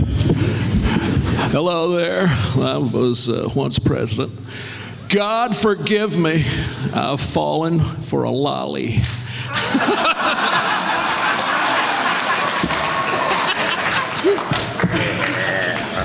I think this one describes the last thing we just did.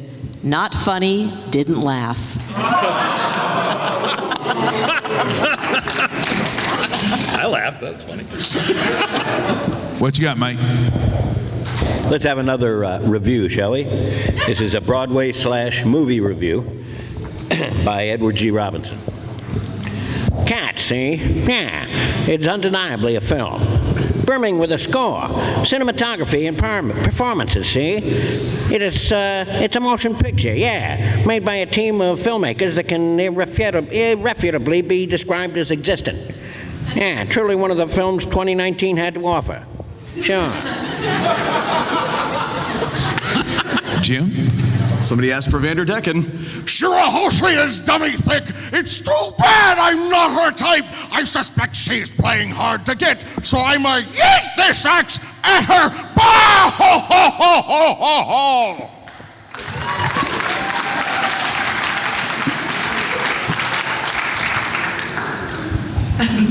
That's impressive. Oh, why, thank you very much. So I don't understand this card. It's written by Geese Howard, 2017. Who is Geese Howard? Oh, is that a character? Is it procedurally generated? So who is Mishima? So Mishima, I thought, was a writer. Okay, so here's the quote. Let's see, this one I've done. The world is too big for you to control. Leave it all to me. You can just die. Geese Howard, 2017. And here is to absent friends. Where is John St. John? Did he drink himself into a coma again? That's evil. No, he never got out of the first coma. Okay. Oh, this is for me and my brother Troy over here. We protest you calling us little kids. We prefer to be called vertically impaired pre-adults. There you go. There you go. All right. Now, we have just a minute or so left, so what I want to do is let you know where everybody's going to be later today. We have an autograph session. I'll be down there. Maybe some folks will join me. It's going to be in the Autographs Red Expo Hall E. MAGFest versus Celebrity Edition. Are you going to be a part of that, George? That's Absolutely. going to be Me too. at 8 p.m. in Panels 3, just down the hall. In the arena, and I hope they have the Star Trek arena music for this one. That's Show Us Your Mag Moves. It's a dance contest. And Sherry and I are going to be judging. Who else is judging with us? Ellen, we're judging together? Oh, my God. Yes, we are judging together. We are going to be so judgy. Where are you guys going to be the rest of the night? Jim, where are you at? Well, I'm going to get something to eat first because I'm a diabetic. If I don't eat, I will die. So somebody feed Jim. Yes, then I'm going to go downstairs. I'm going to be at my table. If anybody wants to talk and ask questions or anything, I've had so much caffeine right now. I cannot believe I'm talking this fast. But come down and say hi. And then tonight, we're going to have a shooting gallery with Tyrene and Claptrap at 10:30. Yes. Late night fun. And then tomorrow morning, we're going to be doing another voice actor autograph session. Every one of us, including Craig Seckler, who does the voice of the Adoring Fan, and Butch from the Tunnel Snakes and all that. He's going to join us at the autograph session tomorrow at 10 a.m. in Expo Hall E. And then we're going to be in Panels Room 2, just around the corner, at 1 p.m. for the Video Game Voice Actors Workshop. We're going to have actual scripts from video games. You're going to do the acting this time. And we're going to try to help make you better. We're going to give you an answer any question we can about what it takes to get into voice acting, what you should do to hone your craft. So come on out. You may not believe it, but we are pros up here after listening to what we just did. But you come see us tomorrow at 1 p.m. We'll put you through your paces, and we hope that everybody has a really wonderful rest of their Saturday at MAGFest. And at 6 o'clock tonight, John Patrick Lowry is doing a video song writing workshop in Panels 3. Yeah. So that's just in a half hour. Right. All right. Sorry, guys. I didn't mean to Not at all. Are there anything else that you'll be doing, or anything else that'll be happening? Well, the panel I'm going to be doing, I've written songs for a video game, and it was a very interesting process. And for any of you out there, I mean, this is MAGFest. It's music and gaming. Anybody out there who is interested in composing, songwriting, and writing for video games, that's what the panel is going to be about. It starts at 6 o'clock in Panels 3. All right. So be there. Have a wonderful MAGFest. We'll see you later today, later tonight. We'll see you tomorrow. And please, keep your elevators clean. Good night. We love you.